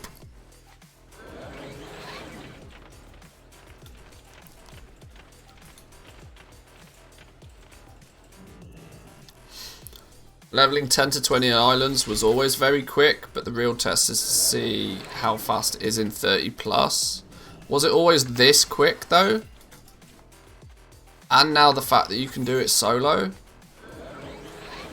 I mean, a level 10 hunter is not really a great, because I've not got any AoE spell. But I can imagine there are some classes out there that just do ridiculous things. Well, I hit level 13, so we went from like halfway through level 10 to level 13. We got, we gained 6,500 experience on completion, which was half a level by completing it. I mean, this is fast, but no faster than blasting through a dungeon. But the point is it's solo, right? It half a level just on completion, and you're doing it solo. What level did I start this run? 10. 2.5 levels, really quite quickly. 2.5 levels quickly on a normal mode solo island expedition. Seems pretty good to me. Seems pretty good to me. Now, of course, when we get a few more levels up and start being able to actually do some crazy things in there, I'm thirsty. That gets really ridiculous. Now, you actually probably, I don't know, you probably just want to do it quick and get that 6,500. You probably just want to spam normals then.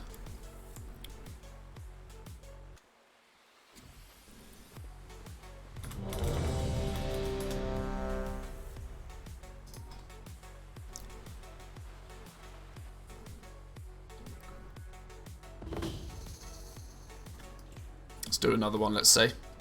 Let's see. It might just be very, very early leveling speed is just bonkers. It might scale. It might like scale back a bit. But let's have a look. I mean, I don't get any AoE ability, nor do I get anything good. I get Cobra Shot at 14, which is not going to do anything great for me. It's not until 23 that I get multi-shot, to where I can really start doing silly things. Beast Cleave doesn't come till like mid-30s, if I remember right.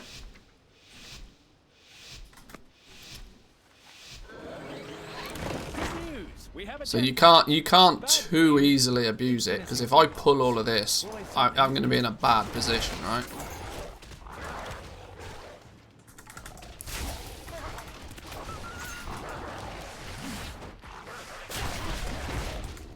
You still got to be slightly cautious, I think.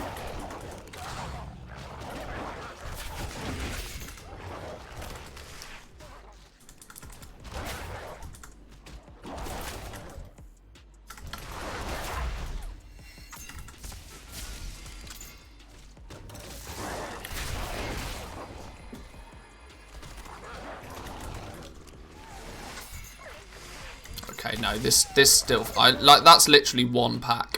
One pack of mobs, and that's 4 bars of a level. I do not have a target.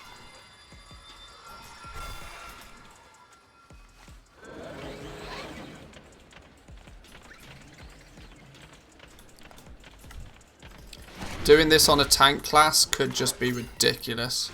I require a target.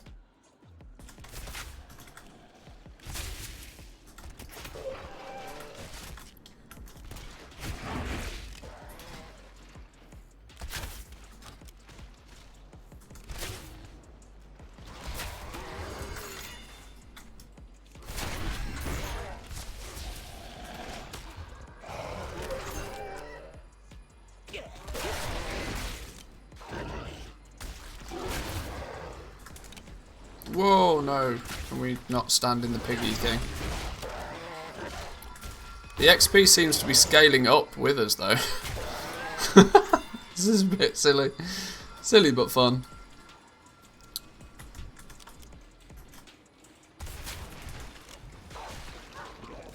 I need to target something first.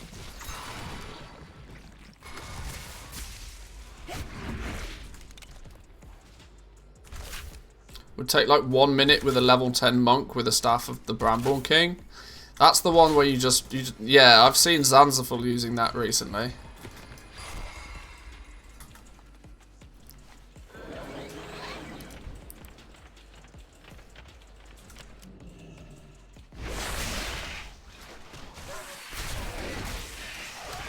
Do we think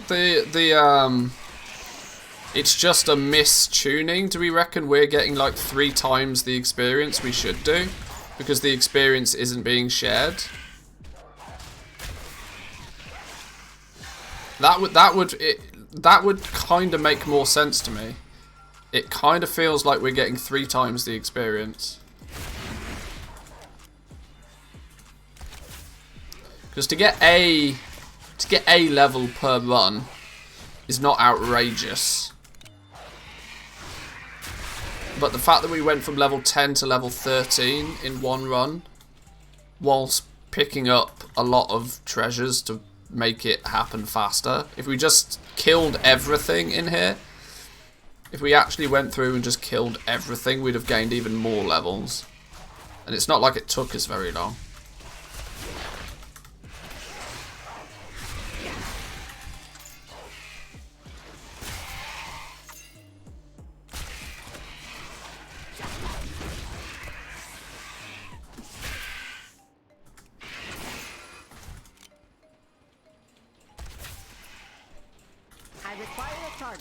Maybe I just I do not have a target. Yeah, killing the I don't know. It depends, because if you can just do it super quick, that 50% of the level at the end was still worthwhile doing the run quickly. I think actually for.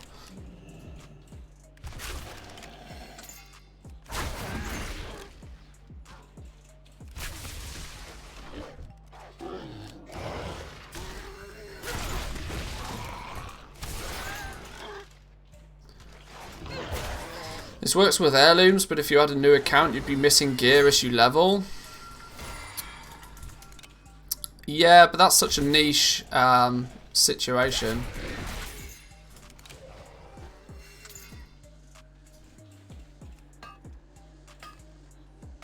Do you have a character in the level 50-ish range to try it with? Not easily, no. Most of my... Well, I mean... We could test some 50 to 60 leveling solo. But this initial early days leveling is crazy. Like I said, it feels to me like we're just getting 3 times more experience than we should do. It genuinely feels like this experience that we're getting should be split between a party of 3 people. We shouldn't be getting it by ourselves. So it sounds like the mobs have scaled to us, but the experience that is given off by them is still assuming that there's 3 people in your party.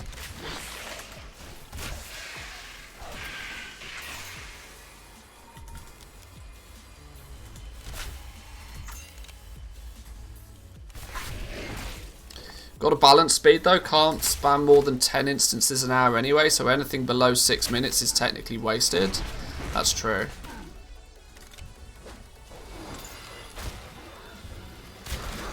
So yeah, you probably want to do enough to just kill everything for 5 minutes. And then run around and collect treasures for the last minute.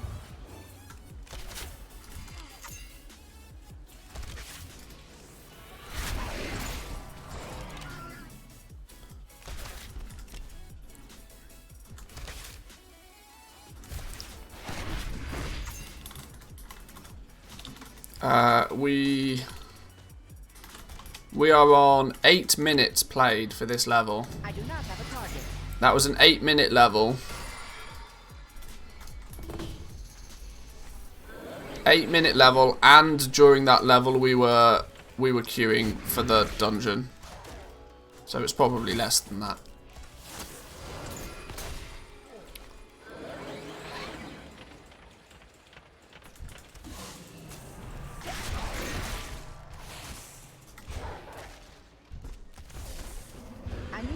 Something first. I require a target. Relic of the Past gear can be a thing on non-loomed gear. That's true. Although the problem with Relic of the Past is that the gear's too expensive to make. The Relic of the Past stuff is actually seriously broken. Not broken in an OP broken, it's just broken. Because its intended purpose for people to level up because they don't have heirlooms kind of goes out the window when every piece costs like 100 plus gold to make, and players just don't have that gold at that level. I need to target something first. The entire Relic of the Past system was broken when people worked out how to abuse it for vendor shuffles. And instead of fixing the vendor shuffles, they just hiked up the price of the materials, and in turn actually just broke the entire system. So yeah. Relic of the Past gear's not really a thing.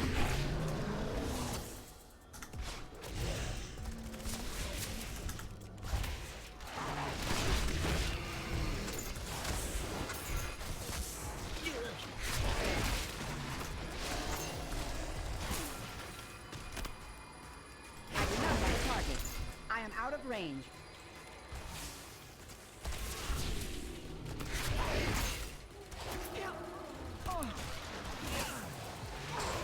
I need to target something first. Oh shit, we've actually taken damage.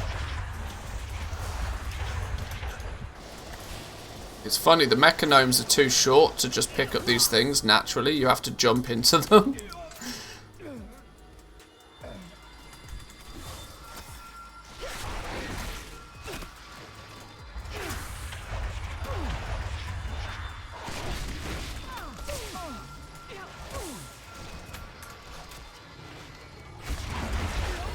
We're at the halfway mark. Keep that momentum going and we'll be out of here in no time. With the halfway mark of another level as well.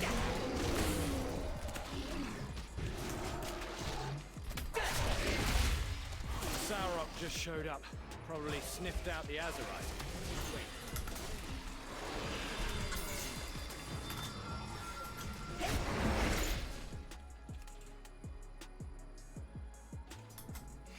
Oh, I can't be bothered to pick up the chests. I just want to pew pew things.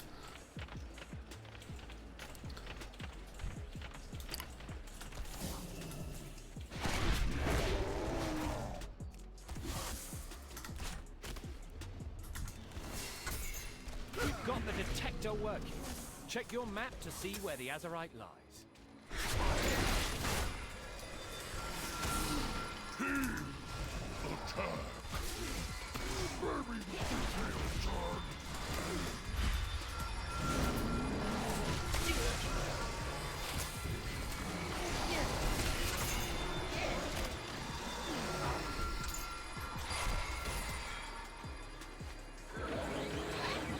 So we're nearly about ready to ding again. Within the next minute, I would imagine.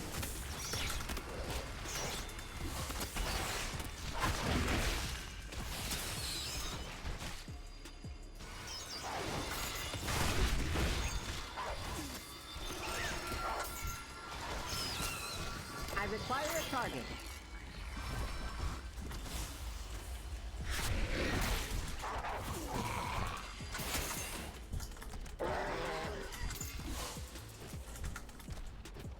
I need to target. Oh, the something Horde. We didn't encounter these dudes last time.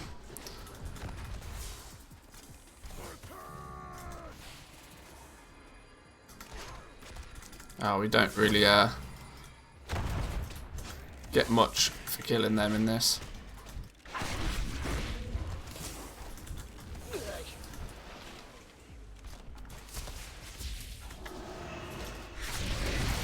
1v3 is actually pretty difficult because they've got all their abilities and I've got like none. They might kill me here because I've got nothing to compete with this.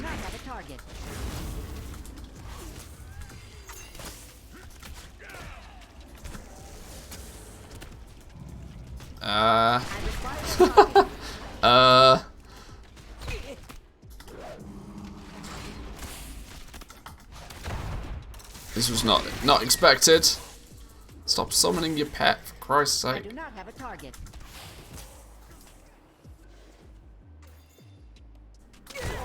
They actually did bits on me. I require a target.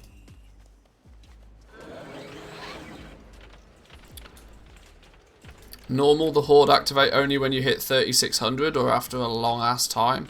Ah, that would make sense. That would make sense. I need to target something first. Oh, hang on, where's my pet? Oh dear. I hadn't planned for that. I hadn't planned for that at all. Where's me pet thing? Pet utility. There we go.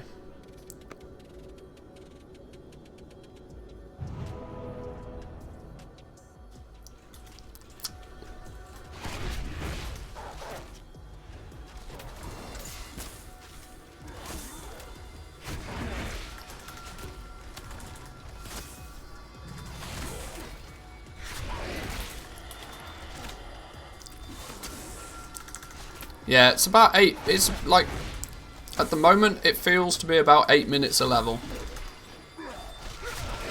It's been 7 minutes so far, or 7 minutes by now, and we're nearly there. And we were faffing about killing the Horde for a minute or so.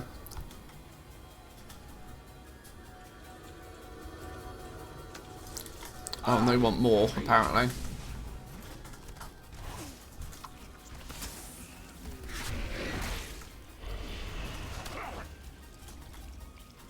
So I imagine, I don't know, is 8 minutes a level competitive to what it normally is? 8 minutes a level feels very fast. I mean, that feels like speedrunner level fast. Speedrunner 100% mega uber duper optimized level fast. Not like random ass Manthias not really playing very well kind of speed.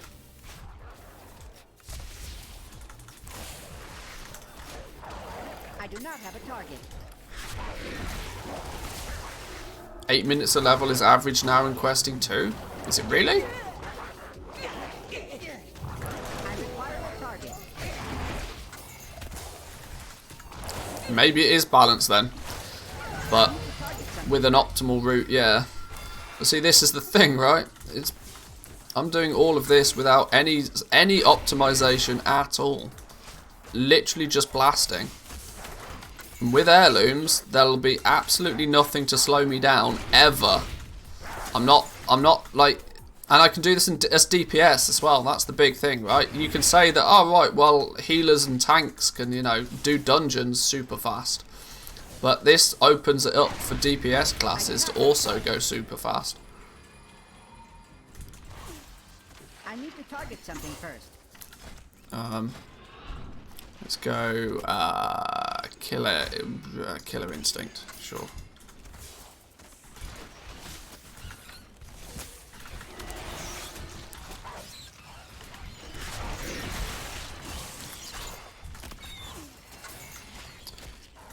Desmophisto's record run comes out at about 5.5 minutes per level, between 10 and 50, and he's optimized. Like, I would imagine that also is, you know, he's got all his gear and runs and potions and sets ready. Like, literally, you cannot physically optimize more than what that guy has done for his questing. And there's random Manthias doing 7-8 minute levels, just running islands.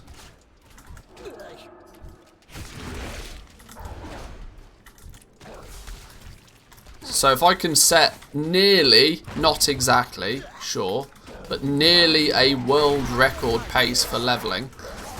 Hang on, I'm dead. Nearly a world record level pace for leveling through islands without any preparation at all. It's broken. We're getting 3 times the experience we should be. There's no question about that in my mind. I think we're getting triple experience. Where did you come from? Oh, that's probably why I died last time. I didn't realise these dudes were popping out of nowhere. Oh, I'm dead now. This is not good. Yeah. I didn't realise they popped out of nowhere. Rip all this transmog and pets. I don't think your inventory's gonna hold its value too well if this becomes the meta way to level. Like I said, I feel relatively confident when I say that I think I'm getting 3 times the experience I should do.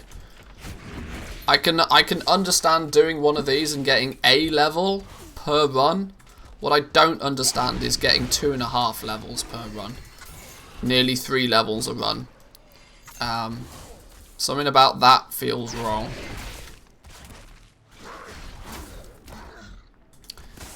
$8 minutes a level, assuming it's consistent after level 20, would be 5 and a bit hours from 10 to 50.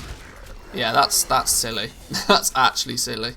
So it's competitive with somewhat optimized runs. Yeah. Without any need to step foot in the real world at all. You're not handing in quests, you're not, you know, flying between zones, you're not optimized, yeah.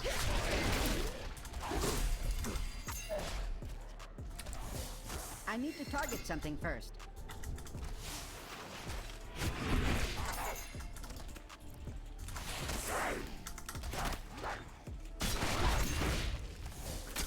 Well, I think this can be left in the hands of somebody that's better at, you know, power leveling.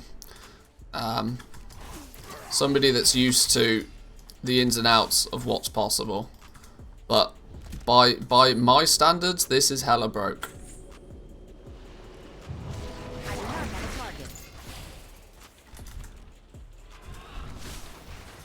Oh, they're back again.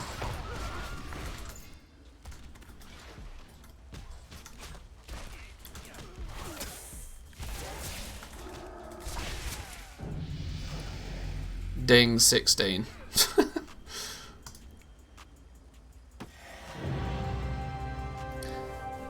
There's a fair bit of assumption in there. The XP per level jumps a lot for each extra 10.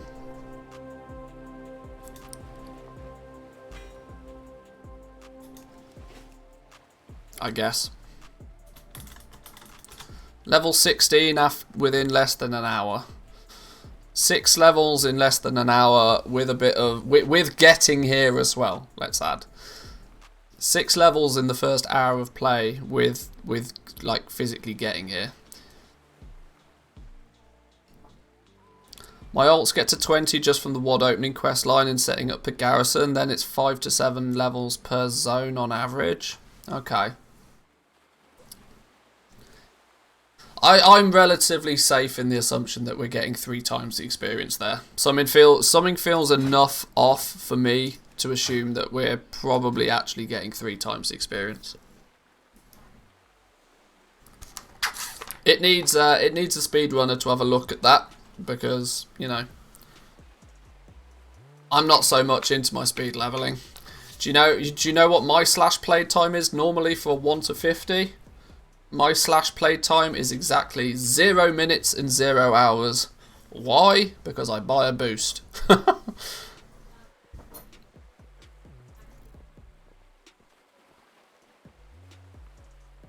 There's an argument there that it takes me a reasonable amount of time to make the gold to pay for said boost, but still the same.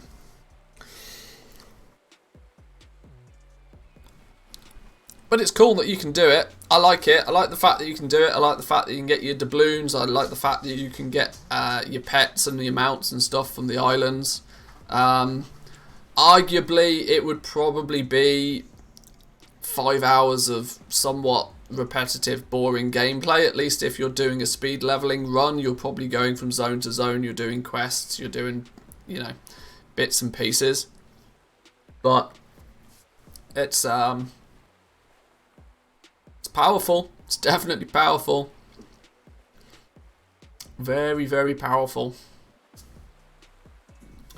But though, boys and girls, I'm going to leave it there for today. We've done a bit of exploration on the PTR.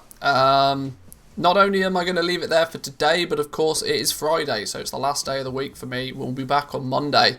I'm not going away or doing anything this weekend specifically. I've not got any plans, so there is the possibility that we might do a bonus stream at some point, and we can talk about things a little bit more so. But I'm going to use the weekend, I think, just to chill out, relax, maybe explore the PTR, maybe even play a little bit more Path of Exile. Some of you guys that tuned in yesterday evening would have seen me playing PoE for a couple of hours. Just came back and he's leaving. Sorry, I can't be here all day, as much as I would love to. But some good stuff came out of today's testing, I think. We spent a fair amount of time on islands, just to give people a bit of a summary before we leave. Obviously, you've just seen the islands. Islands feel broken for solo. It feels to me like we're getting the experience for the entire party, even though 2 people are not there. Which gives, you know, 3 times the amount of experience you probably should be getting. We'll do some more testing for this at some point.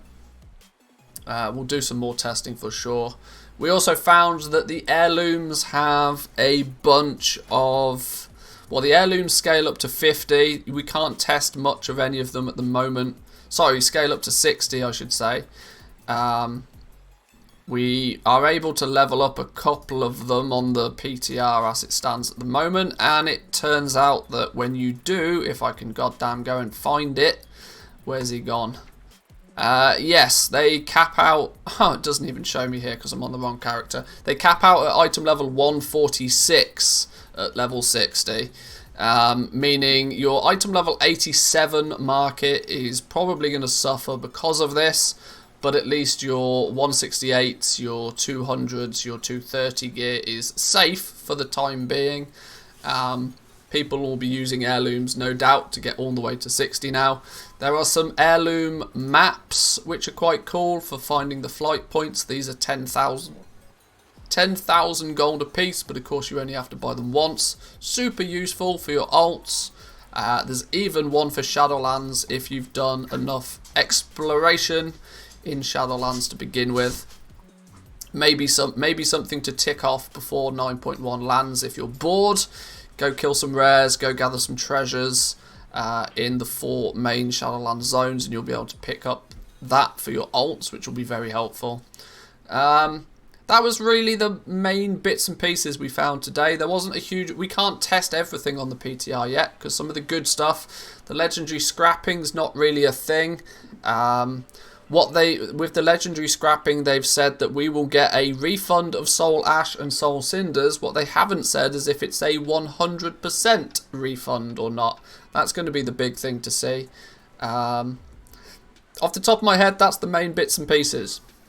That was the main bits and pieces. But I'll try and put out a little video or two on the stuff that's more economy and goal making-esque over the next day or so. So keep your eyes out for those.